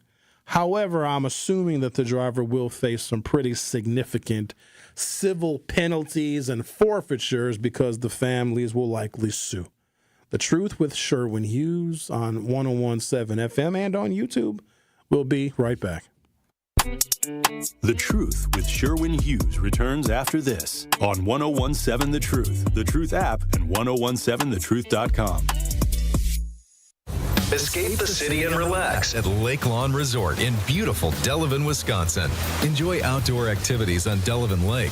Tee off at the lakeside Majestic Oaks Golf Course or unwind at the award-winning Calidora Spa. With both indoor and outdoor pools, there's fun for the whole family. Take a cruise on the Lake Lawn Queen. Explore stunning shores and historic landmarks. And enjoy delicious food and drinks on board. Book your stay today at lakelawnresort.com, where everything is better at the lake. Need health care but don't have insurance? City on the Hills Health Clinic offers free medical care, mental health counseling, and dental hygiene services for uninsured and underinsured Milwaukee residents. They're on a mission to end generational poverty in all its forms, and you can be a beneficiary of it. If you've got a heart for Milwaukee and qualify as a Milwaukee resident, take advantage of City on the Hills Health Clinic today. Just visit cityonthehillmke.org. That's cityonthehillmke.org. City on the Hill, hope, healing, and health for our city. Visit City on the Hill today. What's poppin', Truth Nation? It's your girl, Noni Juice, with Tamara Castle from Associated Bank, and this is Making Your Money Work. I am so glad to be joined by Tamara Castle, AVP CRA Mortgage Loan Officer at Associated Bank. Today, we will be talking more about first-time homebuyers and giving them some tips and some help. So the very first question I want to ask you is, I want to buy a home, right? Yes. Who do I contact first? So you'll contact me through the website, so Associated Bank /TCastle. And, of course, you could always give me a call, 262-888-3135. Text, leave a voicemail. We'll get you guys going. All right, so that's step one. Yes. Now, this might not be step two, but it's definitely a good question that I have. Does Associated Bank have any assistance for first-time home buyers? Yes, we do. So Associated Bank has different angles on assisting first-time buyers. The first one is we have a gift. So it's not a grant. So it's literally coming from our president to give first-time home buyers assistance with the down payment and closing costs. That's $3,000. So we can use that for, obviously, the down payment and closing costs. You can use it to buy down the rate. And pretty much every customer I have uses those funds for their first time. Because, again, sometimes it's hard to save. It's something that people use as a barrier. So we came up with, how can we assist customers? We really can't assist with credit per se, but we can assist with funds. And we don't want funds to stop someone from buying their first house. So we also have another grant called Down Payment Plus. That's $8,000. That can be also layered on top of our $3,000. So a lot of customers get those funds too. We do partner with Housing Resources, which has more funds. So they take care of the home buying education for us, and then we do the mortgage loan, and we connect all those grants together. This has been Making Your Money Work, brought to you by Associated Bank. You are listening to The Truth with Sherwin Hughes on 1017 The Truth, The Truth app, and 1017thetruth.com.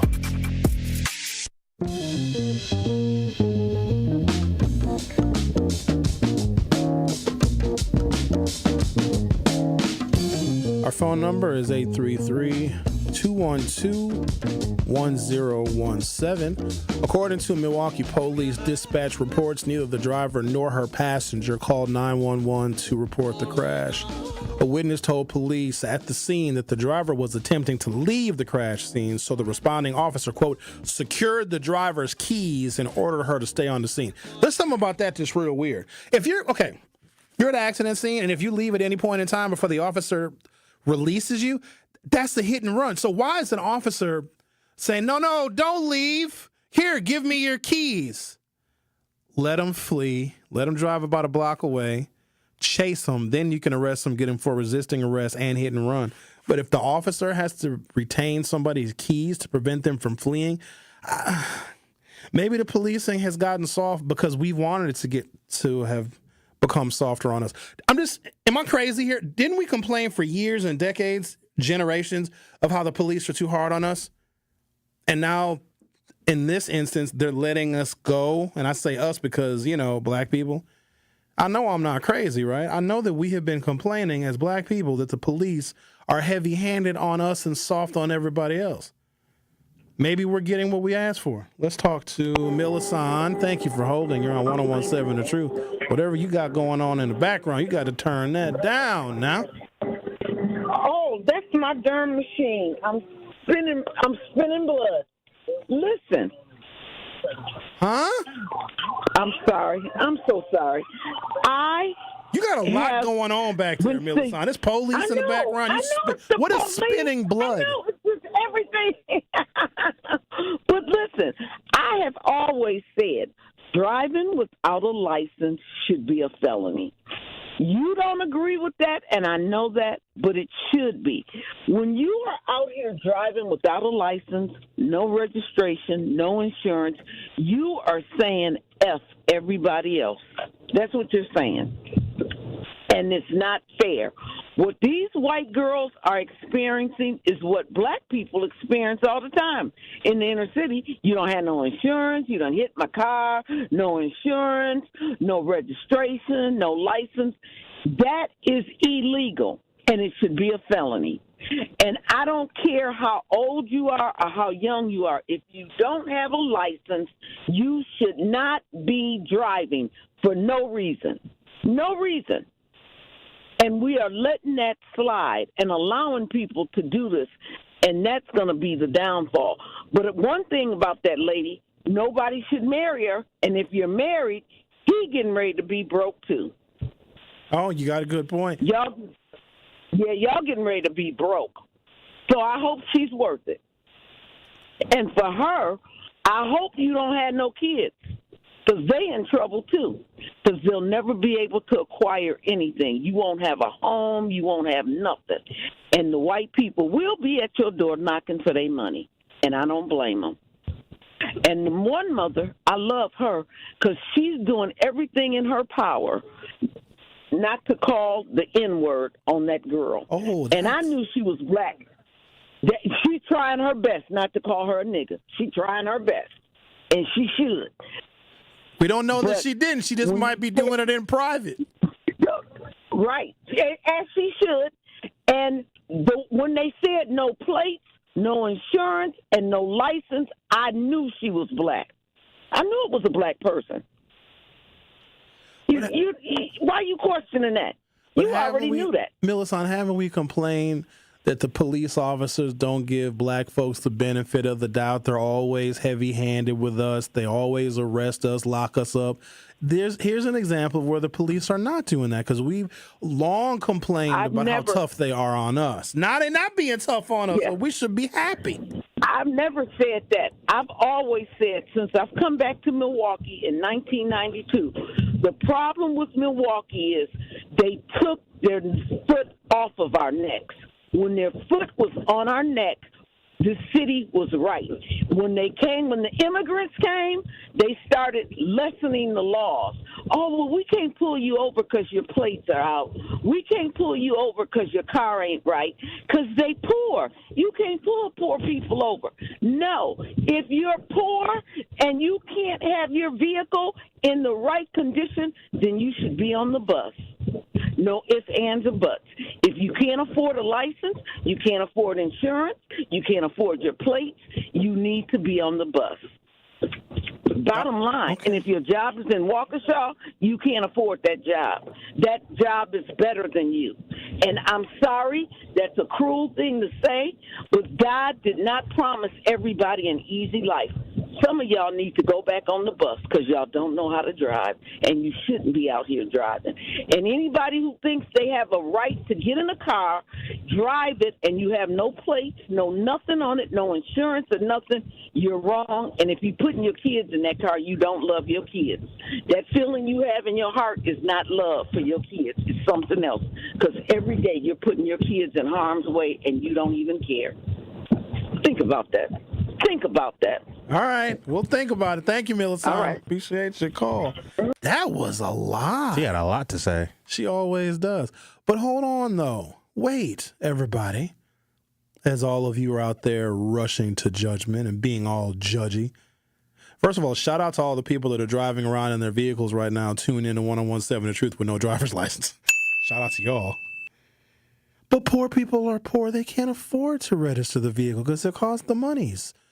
You can't do that, because then you can't give a poor person a ticket because poor. And you shouldn't be driving. Hey, they got to get to work. We got buses. Hold on a second now, Ricky. Let's relax for a little bit. Let's take a step back and just kind of look at the whole situation here. If somebody is a poor, they need the job to be not poor. But they got to get the job, got to get to the job, got to drive to the job so they can get the paycheck from the job, and they can use the paycheck from the job to get their license back. But they got to go to the job. You got to drive to the job. What if a bus don't run to the job? They're just going to drive for 2 weeks. Just for 2 weeks, Ricky, till they get that paycheck. And to get the paycheck, okay, they're going to buy a little weed. Okay, fine. They're going to buy a little weed. They got to pay back Billy and them because they borrowed some money from Billy. They're going to get some weed. They're going to pay back Billy. They got to go to Popeyes and get them a 2-piece. But no, then they're going to go to the DMV. Oh, darn, the DMV is closed. But then they're just going to drive for another couple of weeks. When they get their next paycheck, Ricky, that's when they're going to get them L's straight. But you got to give them time. All that is bull, sugar, honey, iced tea, and excuses. You could catch an Uber. You can catch a bus. Uber more expensive. Uber costs a lot of money. Here's my thing. If you're not supposed to be driving, don't be driving, because then once you get caught by the police, and then you just dig yourself into a deeper hole with tickets and fines, and then then by the time you pay that, you still haven't paid off the other tickets to get your license back. You just digging yourself in a deeper hole. Either walk, catch the bus, or even ask for a ride. Ask for somebody who has legit license. People are busy. They can't just be giving you rides. But here's the thing, though. Most people, when they drive around with unregistered vehicles or if their license is suspended, most people don't get caught. I'm not even going to tell you all how long I went. This was years and years and years ago. I was probably in college. I'm going to say you're a very responsible person. I don't believe you drove without license. No. I have not always been responsible. I learned responsibility, sir. Oh, wow. You think I was responsible like from birth? I was a reckless teenager. I just got lucky, I think, because of where I lived. Were you a bad boy? Bad boy. Yes. I hate to admit this, but I went. So I knew when my vehicle needed to be registered. I was like, oh, yeah, I think, was it yeah, because we had to get emissions. Now emissions are every other year. So if you have an even year model vehicle, you get your emissions test on the even years. But this was back when you had to get an emissions test every single year in order to register your vehicle. I went 2 years, and this was probably in the 90s, maybe early 2000s. I went 2 whole years without registering my vehicle, and when I did get pulled over, I still just got a warning. So what I'm saying is that most people drive unregistered vehicles. And now, because of COVID, I think police have just taken it off their radar. But also, we got to prioritize the police that we do have on the streets, because we want them to solve the homicides and the home invasions and the violent crimes. They're not going to pull over every single vehicle without plates, because that would take a disproportionate amount of the finite police resources that we have. So I get the fact that they have to prioritize, but also, isn't this a part of us getting what we asked for? We're tired of the police always arresting us and locking us up, and for every little itty-bitty thing, racially profiling. You know, the city of Milwaukee is under a consent decree unless Trump lifted it, and he might. He might have lifted our consent decree, where the Milwaukee Police Department, because they had this thing called a patterns and practice investigation, and it was shown that black men and Latino men were like double-digit percentages much more likely to be pulled over by the police, even when they weren't doing anything wrong. And so for a period of time, the city of Milwaukee was under a consent decree, meaning they had to adhere to certain rules. They had to document every traffic stop, what happened, what the race of the officer was. They had to do all this paperwork because the federal government wanted to continue its investigation to demonstrate and illustrate that the Milwaukee Police Department was using illegal traffic stop procedures. And so I bet what a lot of cops are doing now is like, screw it. I don't want to have to deal with all the paperwork I got to do if I pull over this black man. I just let him go. According to the Milwaukee Police Dispatch reports, neither the driver nor her passenger called 911 to report the crash.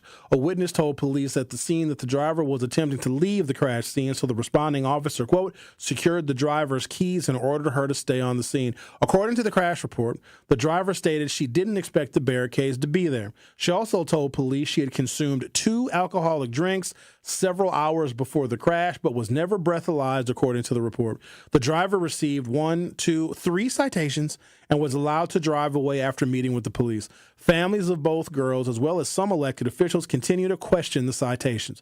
However, the mayor stands by the punishment. Quote, this is what the mayor said now. From what I've gathered from this seems to have been an actual accident, Mayor Johnson added. Milwaukee police told TMJ4 not all accidents rise to the level of a crime. After learning Chief Jeffrey Norman had not seen the surveillance video of the crash, TMJ4 reporters asked if he would watch it, and he was told no. And wait a minute. They asked if he would watch it and was told no. The chief doesn't want to see the footage. Okay, I'm going to take a break, come back. And I mean, it is what it is, right? She got let go. Now she's going to get sued. And like Melisande said, if that woman is married, because she does have a hyphenated last name.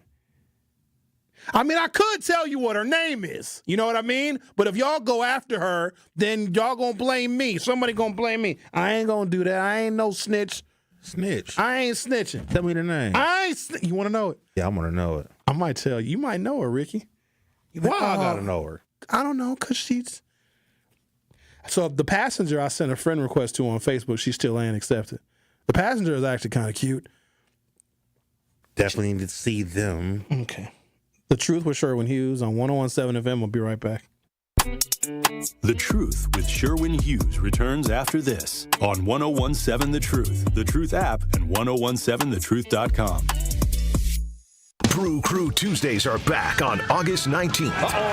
Churio sends it deep to left, and there she goes. Catch the Brewers on local TV as they battle the Chicago Cubs. And Yelich launches one deep right center field. Forget about it. Oh, my goodness, third deck. This edition of Brew Crew Tuesdays is presented by Delta Dental of Wisconsin. Tune in August 19th at 7:05 on Fox 6 in Milwaukee, or check your local listings to watch the game. Tracy, going back to the process, and as it relates specifically to the partnership that Old National Bank has with Housing Resource, what does the process consist of when coming through this program? You know, it's a referral process. We work with clients that first-time homeowners that may not have the counseling that they need. They may not have the equity, the down payment that they need. So we refer them to our partners like HRI or Housing Resources, Inc., because we recognize that those organizations, they have the resources, they have the tutorial documentation and all of those things that are necessary for first-time homeowners that don't know the process, may not know the system, may not know what's required for home ownership. So working with Housing Resources Inc. and other partnerships that we have like through WIDA has been very, very advantageous, not only for us, but also the organizations, but also for the community. Step right up and gaze into my crystal ball. I see flashing lights, spinning reels, and a big win. This August, you have a ticket to a cash carnival at Potawatomi. Play with your rewards card and earn entries to win your share of $300,000 in cash and prizes. Prize drawings every Thursday through August 28th. Your fortune awaits only at Potawatomi Casino Hotel, Milwaukee. More info online. Must be 21 and a rewards member to play. Hey, Truth Nation, it's your girl Noni Juice for Steinhafels. If better sleep has been hard to come by, you're not alone. And the right mattress can make all the difference. That's why Helix Sleep and Steinhafels have teamed up to bring their award-winning mattress to Steinhafels. Now, you can try Helix in person, something you can't do just anywhere. Right now, Steinhafels is offering 20% off all Helix mattress orders just for our listeners. Head to steinhafels.com to learn more. Helix Sleep at Steinhafels. Better sleep starts now. When you're high, you feel different. Pretty obvious, right? You think different, talk different, but if you feel different, you drive different. So if you're high, just don't drive. Brought to you by NHTSA and the Ad Council. Happy kids heal faster, and that's why Starlight is dedicated to improving the mental well-being of sick kids across the U.S. Learn how at starlight.org. Seriously injured? Make one call. That's all. You are listening to The Truth with Sherwin Hughes on 1017 The Truth, The Truth app, and 1017thetruth.com. Check this out. Check this out.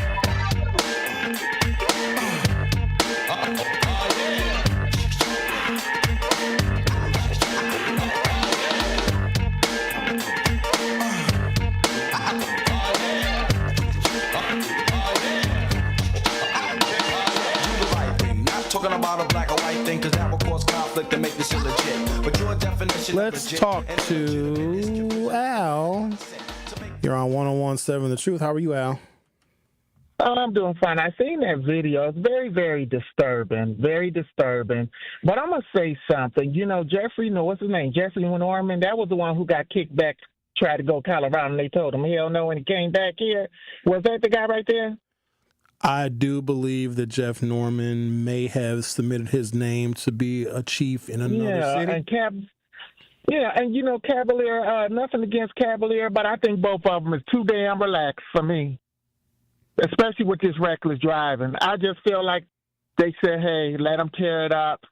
And then when it's time for votes, we can look like we did something. We come here and clean it up. You know, I just think they're just too relaxed for me. All right.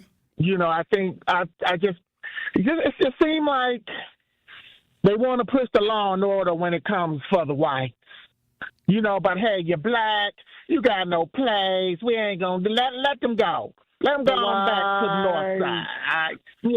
I just think they're too relaxed and maybe cavalier. Maybe you're not fit for your position. And maybe Jeffrey Norman, maybe you should go somewhere where you're welcome. Because I think both of you truly do not give a capital FUC. I'm going to let you add that last letter, but I just think they drag their feet too much, and some ain't right. Just some is very spanking, ain't nothing profound. It's like that family member. You know, when they come around, it's just stuff always come up missing, and their reply is so not even worth them even talking. And you say, well, why you keep coming around here? But then when you need somebody to fight or you want some type of vote, now it's, hey, now I need you. I just think he needs to get his stuff and get the F out. I'm just going to say it like that. But something ain't right about that situation, and I don't think he should be in that position. I mean, since he don't give a F, we the people shouldn't give a F about him. And I seen that Escort, or is that a 1984 Chevy Chevette that they spent that $88,000 on? That thing ugly. Oh, the reckless driving car. Yeah. That thing is ugly. I looked at it and said, who the hell? Maybe they was chewing tobacco and drinking that Fleshman's vodka or that good old Wisconsin whiskey they sell at Quick Trip. That thing was ugly. Ugly. Oh, anyway, y'all have yourself a good day. Just get the F out, and we can do something else. We don't even need to talk about it. Y'all have yourself a good day, by the way. And it's Wednesday. Doing the butt. Oh, sexy. I'm going to put that song on right now. Have a good day. Bye-bye. The white. He always has to end with some kind of a bang, and he did. So his name is Cavalier. You know, Cavalier is actually, it's a verb. It means leisurely. This is fascinating stuff because here's what I'm gathering. So before we knew any demographic information about the driver, we assumed that they were a Caucasian because they got away with damn near murder. But then when we found out that the driver was a black woman, but then I also wanted to introduce information that we may have forgotten because I've been doing talk radio for long enough to know, and I've heard from a lot of people. Like, I'm overexposed to people's opinions, not just here when I'm on the air, but also when I'm off air and on social media. People share their opinions with me. One thing that a lot of African Americans hold near, dear, and true is that we believe that we are treated differently by the police and by law enforcement, that the mass incarceration rate was based in part on racism. People even go and get historic and get nostalgic and say that modern-day police traces itself back to catching slaves, right? And we always look at the criminal justice system and the longer sentences that we get and the harsher treatment, the times in which we are harmed by the police, we are killed by the police, and we have just indicted the entire system of being racist, and we never get let go for things. But white people, they seem to get let go all the time. But then when it's a black woman that injures and almost kills two white women, now we want that same criminal justice system that we hate, that we despise, that was always racist against us, to come down heavy-handed on this particular black woman. Here's what I think it is. I think we have a level of Stockholm syndrome because we think the white girls deserve justice when a whole bunch of black people in similar situations never got it. It's crazy when you think about it like that. I'm going to take a break. When I come back, I'm going to talk about something I have been considering personally. I think I might join ICE. I think I might. The benefits is too good. The incentives are too good to join ICE. I might just join ICE for a little while and come back. Maybe 6 months I'll join ICE. The Truth with Sherwin Hughes on 101.7 FM. We'll be back for hour 3. The Truth with Sherwin Hughes returns after this on 101.7 The Truth, The Truth app, and 1017thetruth.com. From the biggest stars to the greatest moments, Behind the Bucks is Bucks history like you've never heard it before. It's all on Behind the Bucks on the Bucks Plus audio network. Behind the Bucks is presented by Gallagher, your trusted insurance broker and HR and benefits consultant. Available now on bucks.com/plus, the Bucks app, the new ESPN Wisconsin app, and wherever you get podcasts. At Educators Credit Union, our members are our purpose. As a credit union, we're more than a financial. We're people helping people. We aren't concerned about profits or the bottom line of shareholders, because our greatest reward is you achieving your financial dreams through lower rates, free financial resources, and award-winning member service. Experience more heart and less hassle by making the switch today. Achieve more at ECU.com. Educators Credit Union. Achieving more together. Insured by NCUA. Membership eligibility required.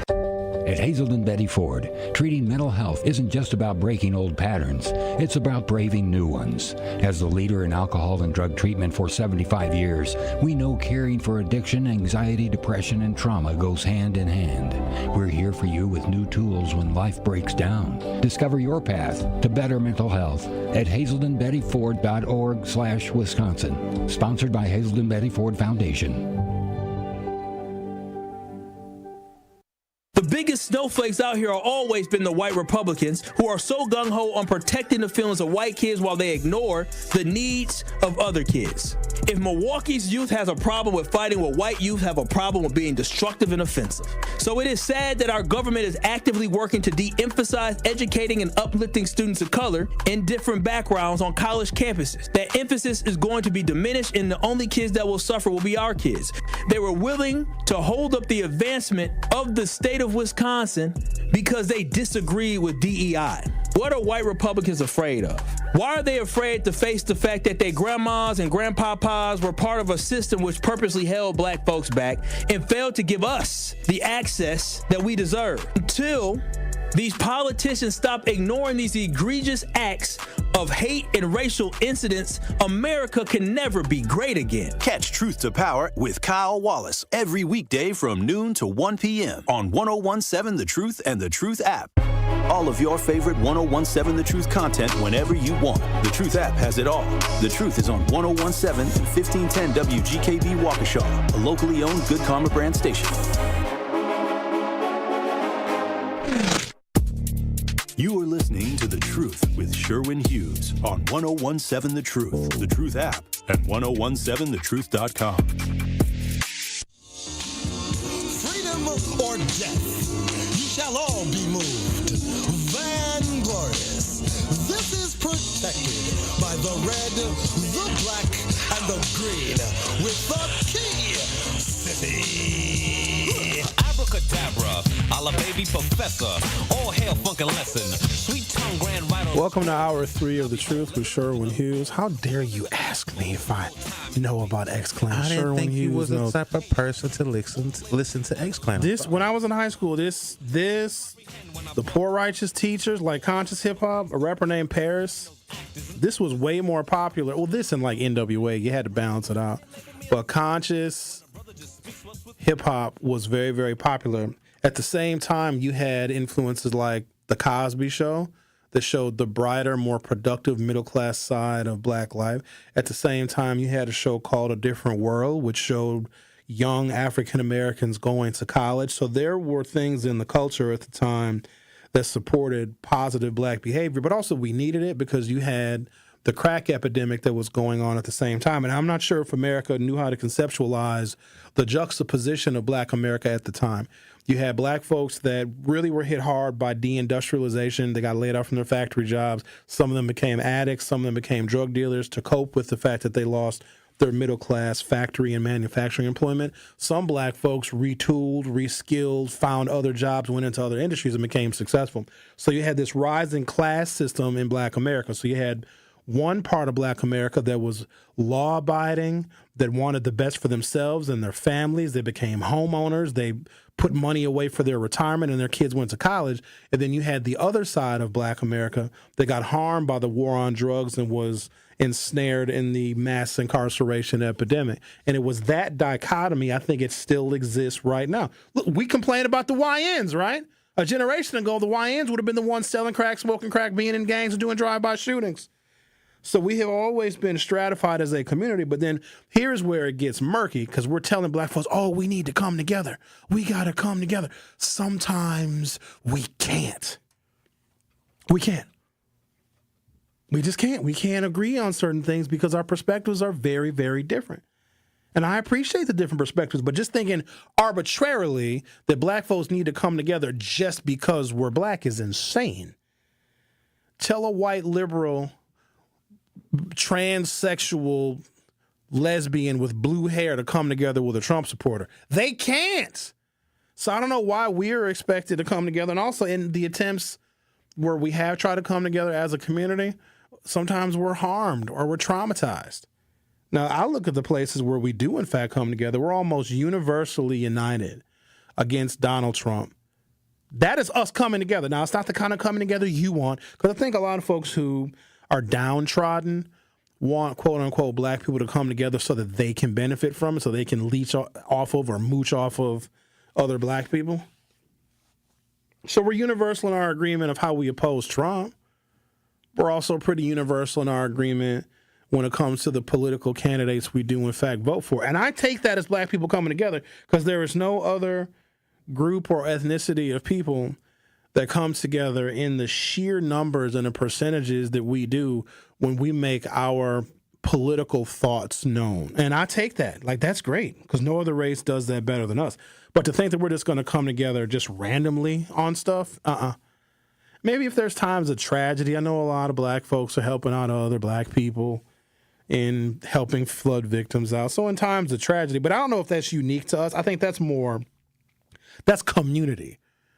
So white folks in West Bend or in Waukesha County or Dodge County, whether they are Democrats or Republicans, when there's a natural disaster, when there's a flood like we just saw over the past weekend, or if there's a tornado or some other natural disaster, they all come together. So tragedies do bring people together, but just thinking people are going to arbitrarily just work together is insane because we're all different, have different perspectives, ideas, et cetera, et cetera. So I think I might join ICE. But just hold on, hear me out, though.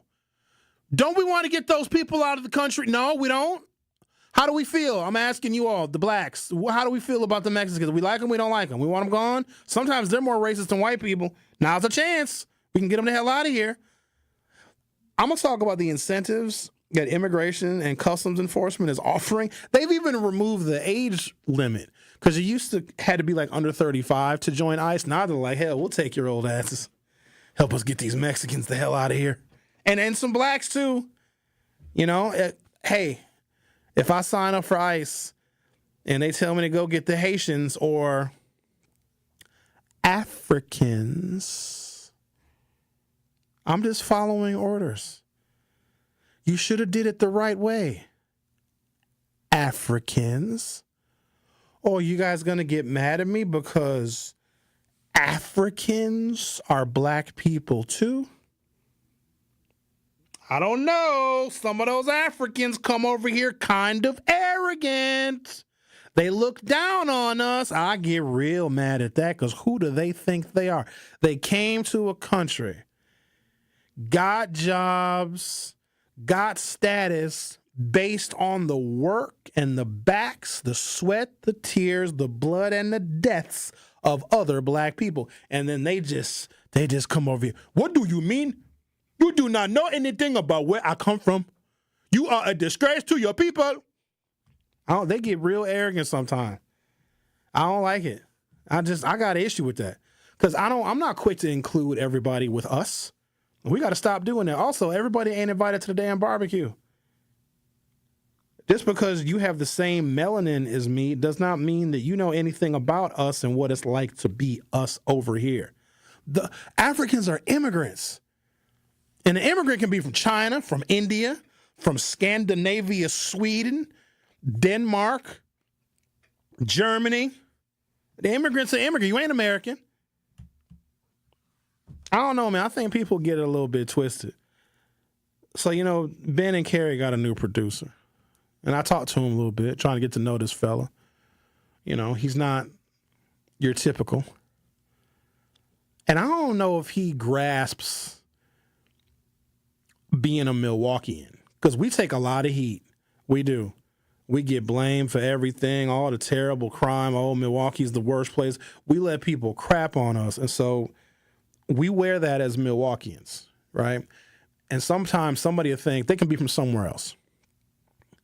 You put on a Brewers hat, now all of a sudden you think you're a Milwaukeean. No, you're not. You're a foreigner wearing a Brewers hat.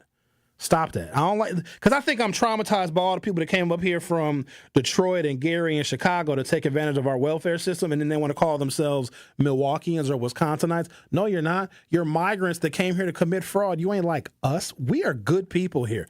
I think that we've just been overrun by a poor culture from other places. So I take real strong offense. Don't call yourself a Milwaukeean. I even messed with Dr. Ken. Dr. Ken was a cop here for 30 years, but he's from Chicago.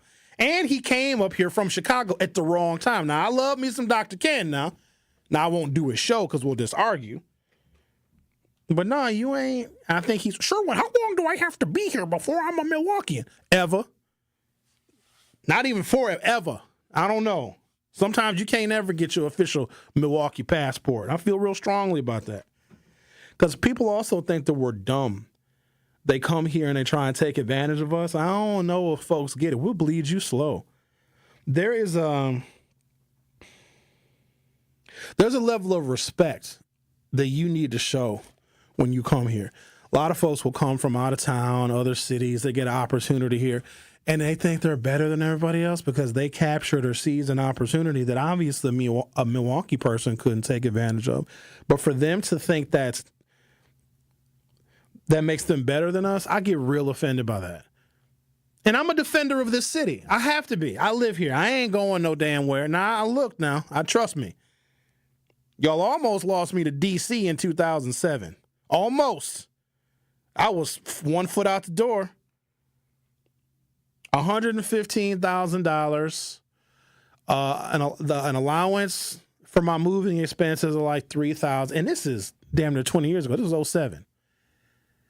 So starting at $115,000, I would have been running a political organization focused on the Midwestern states of Wisconsin, Michigan, Illinois, and Minnesota. So I would have been responsible, like the political director, for a really high level and incredibly wealthy political action committee out of Washington, D.C., but it would require me to move there because like now I could have probably taken a job and work remotely, but I had to have moved to D.C. And as a black man who was 31 years old at the time, like $115,000 in 2007 was money. $115,000 now is money. Back then it was money. Now the D.C. metro area is a little bit expensive, but I also thought about this. So had I taken that job, and I didn't, I would have been working for the Obama administration. I know I would have.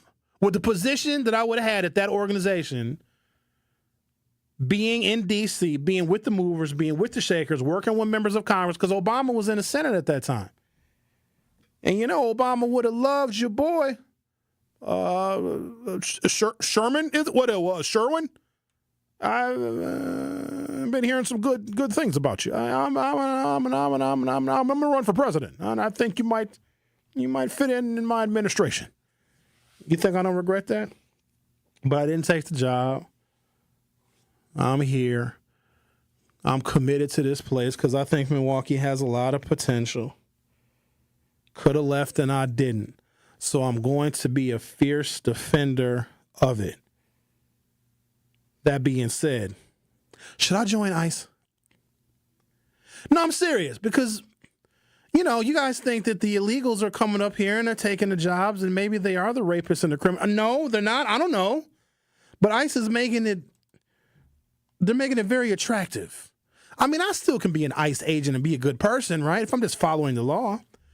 From Newsweek.com, some 100,000 people have already applied to join the Trump administration's immigration enforcement push. After a huge boost in funding made room for thousands of new roles, even as the agency reportedly struggles with wading through the crush of new applicants to find those both qualified and willing to live in parts of the country where ICE intends to step up its enforcement. The Department of Homeland Security said yesterday that it had seen a rapid increase in interest in roles at U.S. Immigration and Customs Enforcement, or ICE, since the recruitment campaign began in July, but some experts have raised concerns about vetting and training. Secretary of Homeland Security Kristi Noem has promised to deliver on President Donald Trump's plan to deport millions of illegal immigrants over the next 4 years, with the One Big Beautiful Bill Act providing billions and billions of extra funding to ICE, including for the recruitment of 10,000 new agents. Opponents, of course, have warned that ICE is already overstepping its role, leading to a mistaken or unnecessary set of arrests of undocumented immigrants and U.S. citizens. All right, here we go. ICE began its recruitment push shortly after Trump signed the $45 billion tax and spending bill into law, which sends $75 billion to ICE for 4 years, $30 billion of which is specifically earmarked for hiring people. The agency is offering signing bonuses of up to $50,000, student loan repayments, tuition reimbursement, and starting salaries that can approach $90,000. Hold on, y'all. Wait now. Hold on. Can we talk about this? $50,000 as a signing bonus? What if I just did ICE for 1 year and then I came back, hoping 1017 The Truth is still here after a year? What if I just did a year? Imagine all of the great stories I'd have if I did ICE in 2026 and came back in 2027. Because, I mean, $50,000 is not an unlimited amount of money, but I'll be honest with you now. 50 G's will move my needle. It will. Some stuff wouldn't move the needle. If it was like, a $5,000 bonus, well, that's not worth it. $10,000, I'd probably chew that up in a couple of vacations and making some investments in the market. But 50 G's, that'll move the needle now. I don't know. Because don't we think that the immigrants are over here taking our jobs and they're getting in the way of our way of life and they're messing everything up? And a lot of y'all think that you're not getting your benefits because the immigrants are over here qualifying for benefits. What if I just did ICE for just a year so I can get that 50 G's and make that 90 stacks? You know what I'm saying? I thought we didn't like. Well, while we think about that, I'm going to take a little brief intermission. Those incentives appear to have worked along with the removal of age caps that followed feedback from supporters on social media who said they would join if they had not aged out. So now they removed the age cap, so I'm 50 years old. I wouldn't be an ICE agent that would I wouldn't chase a migrant because they're probably fast. If you think about it, they had to run across the border. They're probably way faster than me. I'd be like, hey, freeze right there. Sherwin Hughes, ICE agent. And they start Excuse me, what? You heard me. Ricky, are you a citizen? I'll deport your black ass today. Yes, I am a citizen of Wisconsin. I'm Wisconsinite. Okay, you can be a citizen of Wisconsin. Are you a citizen of this great nation, the United States of America? I bleed bald eagle. Are you an American boy? Yes. How can you prove it? Prove you an American. Yes, I'm an American. How can you prove it? I have a passport. Put your hands behind your black ass back. I have a ID, a real ID. I bet it's real fake. Zach, don't be looking around the corner. Zach, you could be several foreigners. And I went to college before. Zach, you look a little Muslim. That beard, I don't know. Osama bin Simmons. Wait a minute, nigga, is you a citizen? What the? Where your card at? Where your passport at? Put your hands behind your back. Where your passport? We'll talk about this down at. Let me see them stamps, B. Oh, no. Let me see them stamps. Did you call me the N-word? Yes. Does that offend you? You're racist. Brother? Black bastard, you. I'm putting cases on everybody in the truth. Remember, don't be a minute. I hate the back of Forrest Whitaker's neck. I hate my guns because they black. You need to work on your profanity, so you cannot say the N-word on the radio. Can you? Yeah, we can actually. Right. You say it all the time. Don't worry about what I say. All the time. Why your hands up behind your back, Blackie? You're going to jail. The Truth with Sherwin Hughes on 1017 FM. I'll be right back. The Truth with Sherwin Hughes returns after this on 1017 The Truth, The Truth app, and 1017thetruth.com. Here at the new 1017 The Truth, we aim to be a staple in Milwaukee's Black community. We are committed to partnering with local organizations and supporting Black-owned businesses. We are proud to call Milwaukee our city and promise to be a positive reflection of our community. We look forward to celebrating Black culture and excellence with you every day as we make history and continue to uplift the voices in our city. Join us for the journey at the new 1017 The Truth, founded by Gruber Law Offices. Milwaukee, Black Talk. Botox can do more for men than just smooth out wrinkles. It can help reduce chronic migraines, stress-related facial tension, and even excessive sweating. Come on out to Botox and Beers Saturday, September 13th at Sweet Talks in Menominee Falls. It's an event for men who want to feel better, perform better, and look sharp without the fuss. Come and watch college football, get treated with Botox in the low-key, no-pressure setting of Sweet Talks, then have a brew when you're done. Spots are limited, so reserve yours now at sweettalks.com. That is SLEETTOX.com. Summer in Milwaukee is nonstop. Festivals, live music, and fresh city vibes fill the season you already know. From world-famous cultural celebrations to hidden gem street fairs, every neighborhood is a stage, alive with handcrafted traditions, homegrown talent, and world-class entertainment. Music, flavor, culture, whenever you visit, the Cream City is ready to celebrate. This summer, don't just visit. Make sure you experience Milwaukee, the city of festivals. It's 1017 The Truth. Dr. Ken Harris for Pella Windows and Doors of Wisconsin. It all started with a new invention in 1925, the roll screen. The ability to roll a window screen up and down like a shade. Pella invested in this breakthrough when the business was born in Pella, Iowa, and has introduced the world to innovation, game-changing decisions ever since. They've been at it for a century. When you want long-lasting comfort and reliability, it's easy to trust Pella. Every piece is specifically constructed for you and your home and always designed with innovation and rigorously tested for quality and performance. The Pella team takes pride in constructing quality windows and doors with meticulous attention to every detail. Investing in new Pella windows and doors creates long-term energy savings and durability that lasts for years. There's no reason to wait because if you order by August 31st, get 0% interest for up to 60 months. Certain restrictions apply. Yes, that's up to 5 years with no interest payments, so don't miss out. Visit PellaWI.com today. You are listening to The Truth with Sherwin Hughes on 1017 The Truth, The Truth app, and 1017thetruth.com. Black, and we don't stop making records so people are cold, checking and respecting, because it rocks. The sales won't stop. Those of the doctor, and I'm the diggy doc, y'all. Please join us for our third annual Truth Family Fest, Saturday, August 23rd, from 11 o'clock in the mornings until 3 p.m. It's going to be at Riverside High School. Of course, admission is free and a great place to have fun while celebrating with family and friends. There will be food, music, and the opportunity to win some big prizes, including backpacks for the kids. So make sure you save the date for our third annual Truth Family Fest on Saturday, August 23rd from 11 until 3 at Riverside. Truth Family Fest is presented by Crash Course Driver Education Center, U.S. Cellular, Milwaukee Area Technical College, Landmark Credit Union, U.S. Bank, MPS, Gruber Law Offices, Big Frog, Educators Credit Union, and Riverside High School. So join us on Saturday, February 23rd. Let's talk to Sheila. Sheila, should I join ICE and round me up some migrants? Absolutely not, Sherwin. Why? Absolutely not. Because I want to shed some light. I mean, are we having fun, being comical? But I want us to look inside of ourselves and understand. Would you want somebody to sell your family out for money?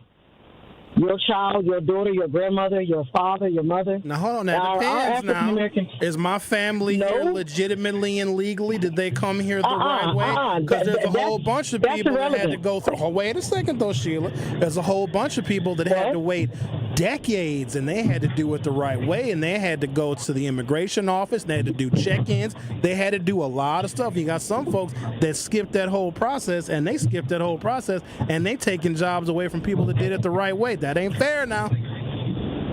But Sherwin, I'm coming from the perspective, our African-American people, we were brought over here in slave ships, and some of us were sold by our very own people. That is wrong. So regardless of if you're going to get paid money, what about your morale? What about having just common love and decency for another human being? So that means you will do anything for money then. It means you have no standard. You have no moral. I want to abide by the law. You know, I'm an African American person, like you are as well. And we have an obligation to be law-abiding citizens. Also, I reject the fact, because that's a white supremacy argument, oh, you black people sold each other into slavery. No, Africans that took other Africans as prisoners of war sold them. Black folks weren't in the business of just selling black people, so that's a totally different thing. So we can't use that as, oh, we were selling one another into slavery. We sold conquered people that would have been of any race to those who were going to come and purchase slaves. So that's not, we got to stop using that. Thank you for that clarity. I appreciate that, but that still didn't happen. But still, I didn't get sold by nobody. They ain't got nothing to do with me. Okay, so this is the law, Sheila. You need to be here legally. There's a legal way to do it. How come some people did it legally and then other people decide that they wanted to do it illegally? Isn't that unfair to the people? Because I went to school with somebody. It took them, listen to me now, it took her 15 years of having to go meet with immigration enforcement. She always had to have a job. She had to do check-ins. They would do like drop-ins whenever they wanted to. For 15 years, her and her family had to go through that, and then she finally became a citizen. And then she sees people coming over here all the time illegally, taking jobs and opportunity away from her and her family, and she had to spend 15 years and tens of thousands of dollars to be an American citizen. So isn't that unfair if somebody just comes over here and off the border? Yes or no? Sherwin, is that fair? You're being narrow-minded. No, we know that's not fair, but at the same token, I still would not stoop low to sell somebody out just because of money.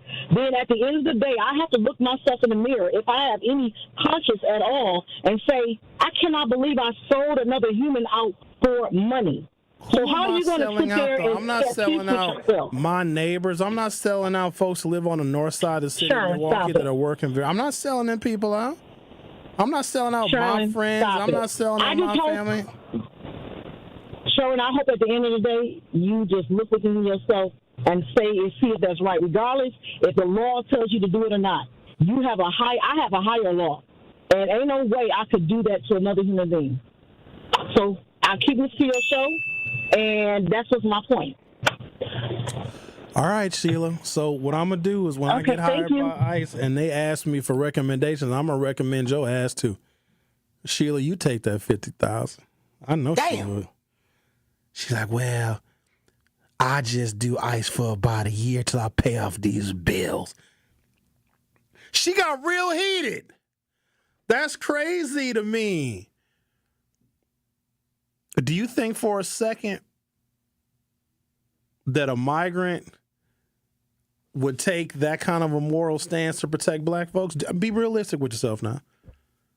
Do you think that those folks that are here, that are non-American citizens, care about black folks? You know what a lot of them do? They think of us the same way racist white people do. They were taught and told to fear black people, but yet over here, we're supposed to be the ones over here protecting them. When do they protect us? When do they stick up for us? When black folks were getting mass incarcerated, where were they at? I'm just saying. When we were looking for more political support, a bunch of them voted for Republicans. A bunch of them are Republicans. I'm just saying.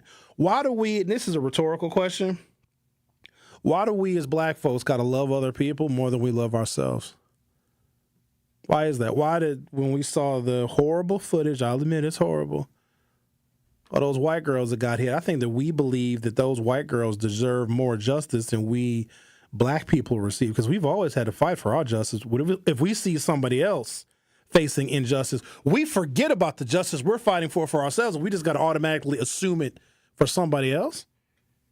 You know, those people don't love us. They don't. And y'all know that. They hate our guts. They can't stand black folks.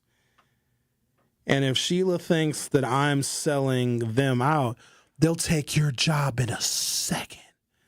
they'll take your job as quickly as they possibly can. In fact, some of them are here to take your job. Yeah, we're supposed to feel some kind of sympathy for them. Here's what's crazy. They have a country. They have a nation. They have a nationality. They know where they come from. They are proud people. Some of them are Aztecs. Some of them are Incas. Some of them are Mayans. They got a proud history. I don't know where in Africa I came from. I have no idea. I don't know what nation I actually belong to.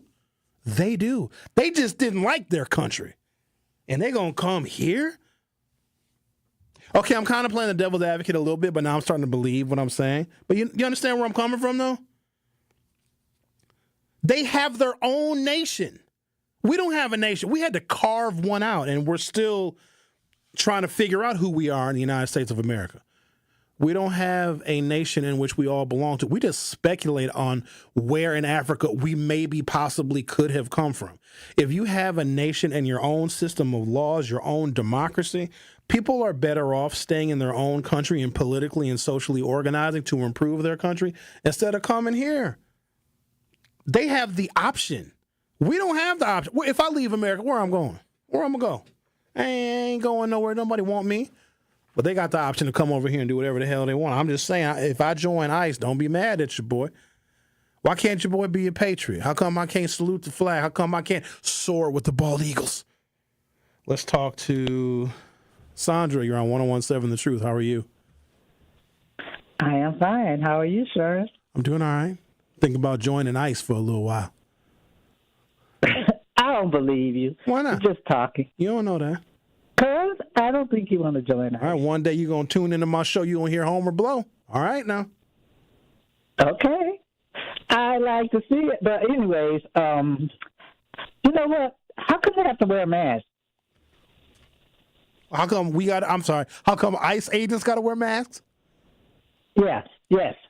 Because they are doing their jobs and they are being attacked. They're being doxxed. People are putting their names on the internet, their children's names on the internet. And I'm not kidding about this. Where their children go to school, they are being made vulnerable to attack by doing their jobs. That's what's actually happening. ICE agents are being threatened for doing their job. When they're given some orders to go and detain people, that's what their job is. Now, do they sometimes make a mistake? Yes, but that's what the system is there for, to process the individuals that get detained. But to put an ICE agent's mother's name on the internet and their mother's address, that's not nice. So they got to shield their identity because people are really trying to get revenge on the ICE agents. Yeah, I was wondering because just say if they did something wrong or hurt you, you couldn't identify them. Or maybe because COVID maybe is why they're wearing masks. You know, we used to wear masks during COVID. Maybe there's a specific COVID strain going around. Well, I think it's a genocide mission. I think they want to get rid of everybody they can because we are citizens right now. I think they want to de-citizenize us. And they're going to come after us, too. It ain't going to just be that cut and dry. Because I think the game plan, it's a game going on with them. They're all behind the Project 2025. They've been doing this stuff a long time. And Reverend Barber, he'll preach to you. He'll tell you every 50 years, we have to, as black people, have to go back. They start taking everything we have accomplished back from us.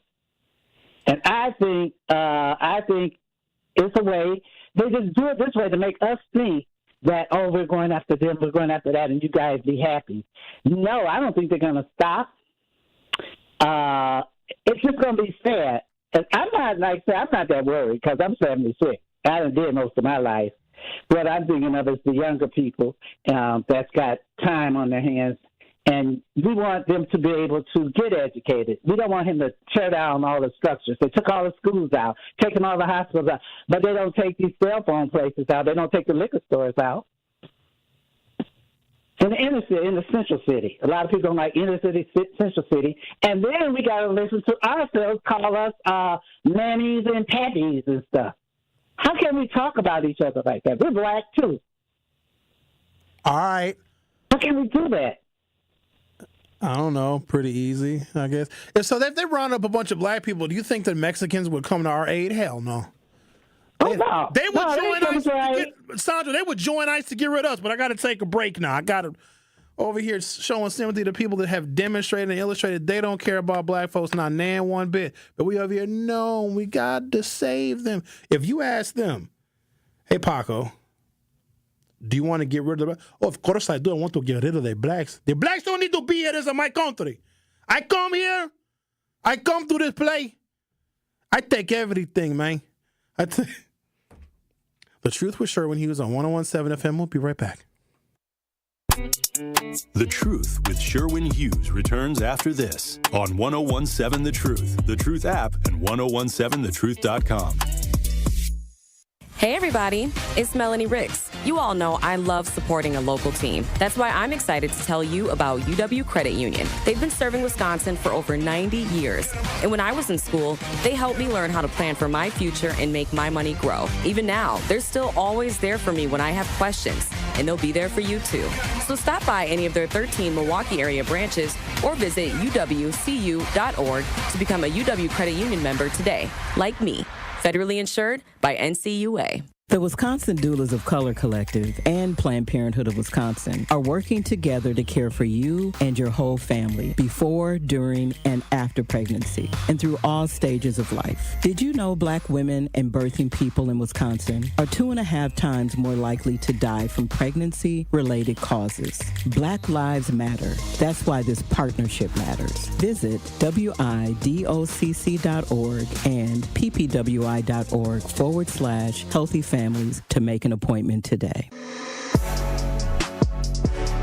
It's time for Truth Takes, a thought-provoking commentary on the award-winning 101.7 The Truth. Here is Carrie Noni with her truth. Lately, I've been feeling it too. Like I'm just stuck in a loop. It feels like the days have just been blurring together. You wake up, go to work, run errands, maybe squeeze in something for yourself if there's time, and repeat. There's like this heaviness in the air, like everyone's moving, but no one is living. But then I remembered something very simple. You have enough time until you don't. How many times have you said that you wanted to read that book, take that trip, learn that new recipe, or even try that new hobby? But instead, we wait. We say, oh, maybe next month, or once I'm less busy. But time doesn't wait. If we're not careful, life becomes just a list of responsibilities. Being someone's wife, someone's mom, a coworker, a student, a provider. And we forget who we are outside of that. So I'm reminding you to break the cycle. You owe it to yourself and to those around you to finally live up to your wildest dreams, the ones that you had before you carried all these titles and were still full of life. So do something new, something that's just for you. Be open to discovery, because that feeling you get when you uncover something new that you love or something that you've always wanted to accomplish, that little spark, it's everything. And they say there's no time like the present. And to be honest, we should respect the concept of time a whole lot more. So let's not miss our chance to feel alive. Let's not forget that life isn't just meant to be survived, it's meant to be felt. So yeah, you have the time. Just don't waste it. This has been Truth Takes on the award-winning 101.7 The Truth. Listen to Jammin' with Juice with Ben Jammin and Carrie Noni weekdays from 7 a.m. to 9 a.m. You are listening to The Truth with Sherwin Hughes on 101.7 The Truth, The Truth app, and 1017thetruth.com.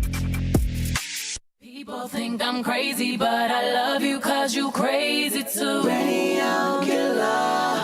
833-212-1017. 833-212-1017. Hold on, y'all. Y'all need to just relax. Hang on a second. I got to read this one comment, though. So, that one guy, he's Mexican. He's in the YouTube chat, okay? That one guy said, those are baby boomer Mexicans. We younger Mexicans aren't like that. And then that one guy said, he's a Mexican now. He said, I was cutting grass when I heard him say that. I had to get on YouTube and speak my mind. Not the Mexican cutting grass. That's... Oh, come on, that one guy. You know what I'm talking about. There are some people that'll just come to this country and disregard all of our laws and do whatever the hell they want to do, where we here in America, we got to be law-abiding citizens. And I'm coming from the background of being an African-American who was 19 years old when the 1994 crime bill was passed, meaning that bill was written to incarcerate me. I had to walk on eggshells my entire adult life because I know the police would come arrest me and would show me no mercy, but then somebody just gets to come here and do whatever they want to. This ain't even about nationality, and I'm not even just picking on Mexicans. There's something about people that have their own country, and if you don't like your own country, you can't just pack up and go somewhere else. Fix your own country.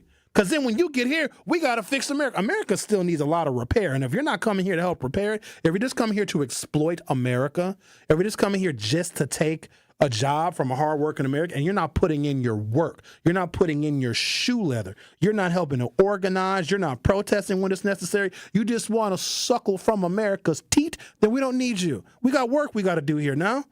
And if you were not helping perform the labors that we need in this country to become a much better society, and I ain't talking about somebody that's coming over here and getting a job and taking care of themselves and their family. Where are you donating your money? Come to America and get a job. What you doing with your money? Are you helping out causes? Are you giving to things? Probably not, being selfish. Let's talk to Mike. You're on 101.7 The Truth. How are you? Doing fine. How are you doing? I'm doing okay. What's on your mind, Mike? Mike, should I join ICE? Well, what's that? Should I join ICE just for a little while? If you feel that you need a change in your career, you should go for it. All right, thank you. If you're going to get a little extra cash, why not? Thank you. But if you really need to, you can get yourself on PBS and, find your roots too, and find out where you are from maybe. That doesn't matter to me, really. I don't care about that. It won't change my life, enough. Really. You know what I mean? Do you know where you're from, Mike? Yeah. Are you from somewhere in the Europes? Yeah, originally. All right. Well, is that what you called to talk about? Yeah, I think you have to, look what's out there. That's all. Oh, okay. And if it's like a good career choice, go for it. Mike, what's your political affiliation? Do you love the Kamala Harris or did you love the Donald Trump? I am what they call a independent. No such thing. And unfortunately, I go, depending on who has a sensible reasoning out there or something good out the bed. You voted for him. Wasn't really big. Sorry? I said you voted for him. You're going to say you weren't really big on Kamala, right? There's something about it. In all honesty, at first I wasn't really big on him. But given what happened, unfortunately, with Mr. Biden, I can't imagine her doing that much better. All right. So how do you think Trump is doing so far? He's hanging in there. There's a few things that probably would have done a little different. But, for me, I think we need to have better pathways for a lot of the so-called illegals, to give them the opportunity. But the whole thing is, though, there are a few that aren't doing good things up here. So they have a pathway. Some of them are just choosing not to take it. But here's the thing, Mike, and we all in this country, we all have pathways. I could have robbed people and sold dope to make my money, but no, I went to college, got a degree, I applied for jobs. I did it the right way. It would have been easy to get quick money out here in these streets. If somebody usurps the law and they say, screw that, I'm going to jump to the front of the line, I'm going to go to America and forget the whole process that exists and screw over those people who waited 10 years, 15 years, and paid thousands of dollars for immigration attorneys so they could do it the right way. It's not fair for people to break the rules just to come into this country and take advantage of the beauty of America. That's true. I agree with that. All right. I know my wife's going through that, so. Whoa, your wife? What do you mean? She's an immigrant? Of course. Hold on a second, Mike. Your wife is an immigrant and you voted for Trump? That seems counterproductive. What? Not really. She ain't going to come home from work one day, especially now that I know. And if I become an ICE agent, what's her nationality, Mike? She's Dominican. Oh, no. Not a Dominicana. I bet she's real pretty. She's a wonderful person. I bet she is. Well, good luck to you and your Dominican illegal wife. How did she get here? I married her. Come on now. Well, how long you been married? We made sure we went through the proper way. Did you go down there like in search of a wife? Are you a passport bro? Did you go down there and say, screw these American women, I'm going to get me a Dominicana? Well, she's a very educated doctor, too. So. Oh, my, really? Wait a minute. Does she practice medicine here in Wisconsin? Unfortunately, no. So she's a doctor, but where does she doesn't have her license? Okay, she doesn't have her medical license here in Wisconsin yet? No, she does. I mean, if we were to go back to Dominican, she'd be able to practice medicine again. But she can't practice it here probably because of her citizenship challenges, I'm assuming, right? No, I think they when you come here from any country, you have to go through another 2 to 3 years medical learning again. That's true. That's why really, to me, kind of a lot of foreign doctors are actually better prepared than American doctors because they have to do additional schooling and additional training. Well, that's very true. Plus the fact that she can speak 2 languages, I think makes it a bonus. How'd you get her? Where'd you find her at? Believe it or not, it was online. I believe it. Good for you. Well, I hope the best for the two of you. Well, thank you. All right, you take care, Mike. All right, you have a great one. All right, you too. If I find out who his wife is and I join ICE, I'm snatching her ass up. All right, Dr. and Mrs. Mike, get your ass out of here and go back to Dominicana. All right, we'll take a break, come back. We'll talk to Alan on the other side. Well, don't look at me like that. Homer, if you ain't a citizen, I'll snatch you up too. I'll ship all y'all back. This is America. I bleed bald eagle coming to my country. Homer, immigrant. Don't even get me started on you, DJ Brother Z. You could be many illegal things. All right, let's take a break, shall we? I don't know. Y'all got me over here thinking now. Come back and join ICE, come back to the radio. I'll be like a hardcore conservative. You still ain't showing your passport and stamps, my boy. Don't do it, Ricky. Don't. I will deport you just because of your gold teeth.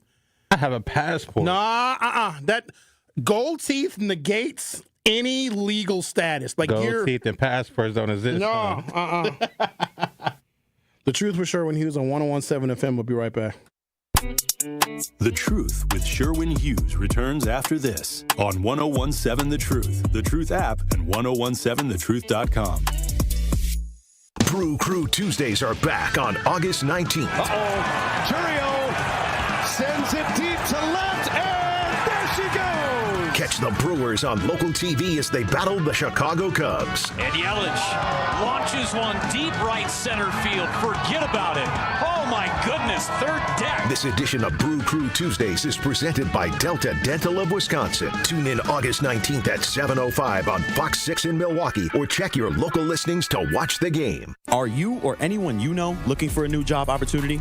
Attend the City of Milwaukee Job Fair on Thursday, August 14th from noon to 3 p.m. at 2 locations. Visit us at Jackson Park, Picnic Area 2, located at 3500 West Forest Home Avenue, and at the Basilica of St. Josephat, located at 2333 South 6th Street. Vendors from multiple employment sectors will be present to meet with you and share opportunities for hiring, training, upskilling, and more. We will also feature a live DJ, food, and refreshments while supplies last. Brought to you by Common Council President Jose G. Perez and Alderwoman Jocasta Zamaripa. Sponsored by City of Milwaukee, Milwaukee Common Council, City of Milwaukee Department of Administration, Office of Community Wellness and Safety, Northcott Neighborhood House, Fathers Making Progress, Northwest Side Community Development Corporation, State of Wisconsin DWD, Ross Innovative Employment Solutions, Goodwill Industries of Southeast Wisconsin, UMOS, DCMKE, 30th Street Corridor, Boys and Girls Clubs of Greater Milwaukee, Milwaukee County Parks, Greater Milwaukee Urban League, Maximus, and Amplifier. Ready to buy your first house, move into your forever home, or simply refinance? At Associated Bank, they've got you. With the right lending plan and guidance, you can achieve your dreams. Your financial goals are closer than you think, and Associated Bank is excited to help you reach them.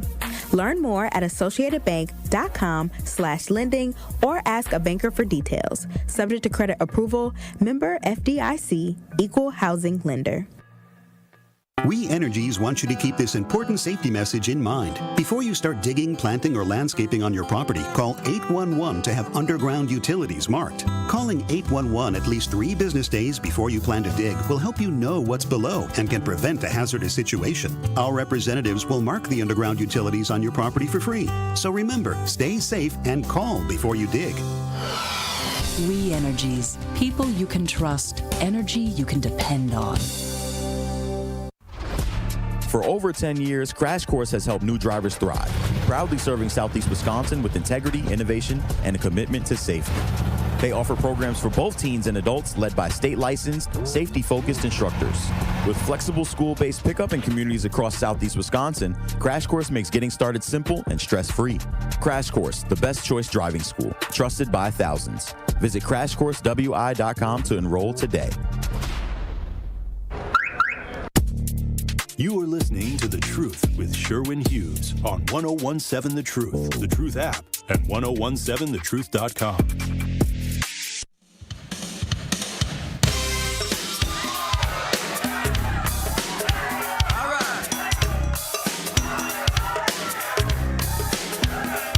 Calling all Black-owned business owners and entrepreneurs. Are you looking to share your story and grow your reach? We've teamed up with Associated Bank for our Black-owned business give back. Each quarter, 4 lucky business owners will win an opportunity to spotlight their brand and journey on the award-winning 1017 The Truth. To sign up for your Black Business Spotlight interview, visit blackbusinessgiveback.com. That's blackbusinessgiveback.com. Let's rebuild our community through exposure on the truth. For official contest rules, head to blackbusinessgiveback.com. Associated Bank, member FDIC.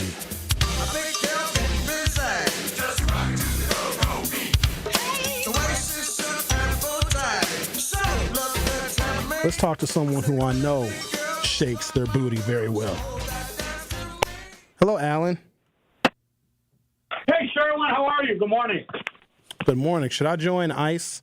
And Hang on. I need to clean up. I need to clean up America, Alan. So I think I might join ICE and help deport some people. I'm busy cleaning up my house because the mayor wouldn't open up the valve. Oh my God, we got a whole new cause to go with here, man. We lost everything. Luckily, what valve? My wife Hold told on me, a second. Hold on, wait. said, What valve does Cavalier Johnson have control over that he didn't open? You could have called the sewage district. I'm going to tell you something, okay? 1 o'clock in the morning, I called the police department just to ask about if there was any flooding. They told me no, there wasn't no flooding, right? I got done working and I went downstairs. Now we do get water, right? Our house is old. We get water downstairs. I got the shop vac, and I vacuumed up a little bit of water, not in some couple, little bit spots where the wall. I got to do some caulking. I come downstairs for some reason. I woke up because the air conditioning went out. You have not been listening to my show at all, have you? You haven't turned it on at all morning. Yeah, I just was listening to it. You were talking about. You almost sounded like a conservative when you're talking. I was going to tell you, what you're doing is brilliant because you captured the zeitgeist. Is that a good word? The zeitgeist of why Donald Trump's approval rating is through the roof. But, Alan, how does that relate to you getting water in your basement and then Cavalier Johnson not turning on the valve? Oh, because the fact is they're doing it. See, you got to look at the big picture, my friend. The city, and it's not just me thinking, one of my neighbors actually, and my wife, believe it or not, put this in my head. There's no money in Milwaukee. Milwaukee's broke. There's no grants coming with the FEMA. FEMA's done, right, for whatever reason. The only way they can get money. You know why FEMA's done.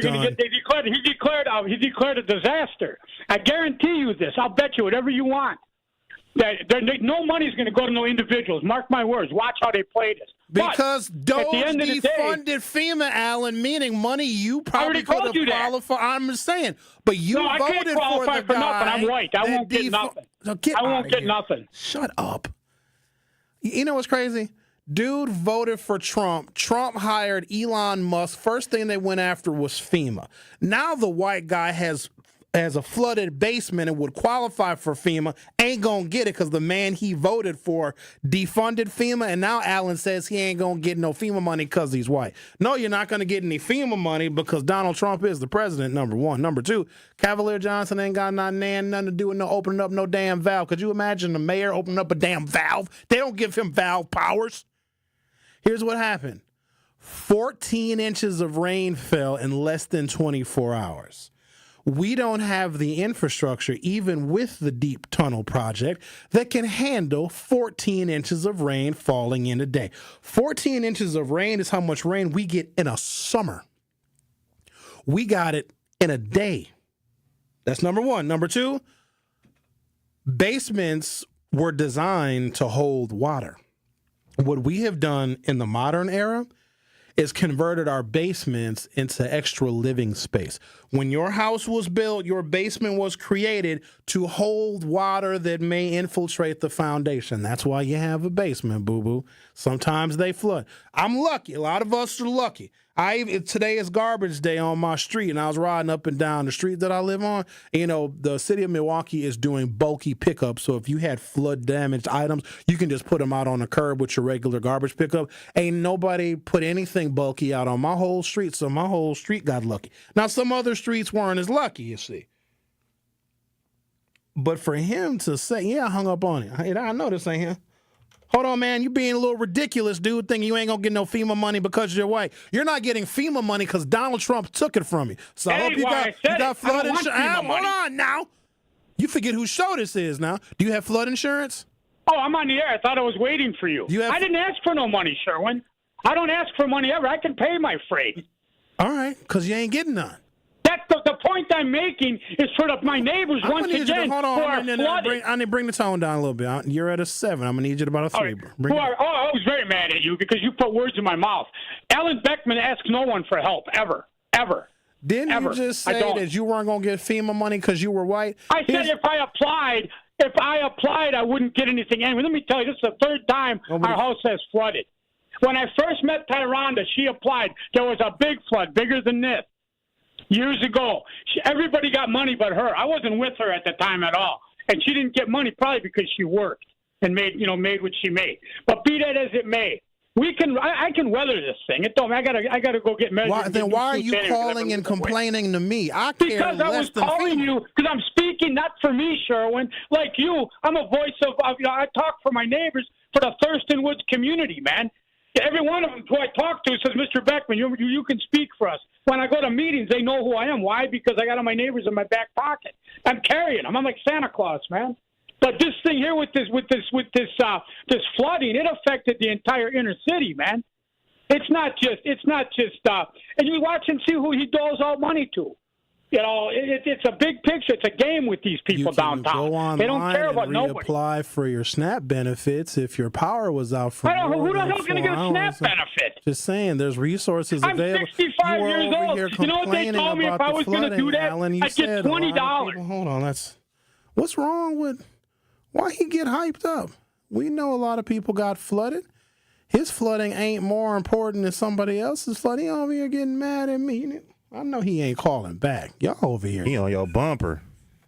Hold on, man. Look, if I answer, he get more, man. I told this freaking guy, I don't like the fact that they got water in my basement. Might have been karma.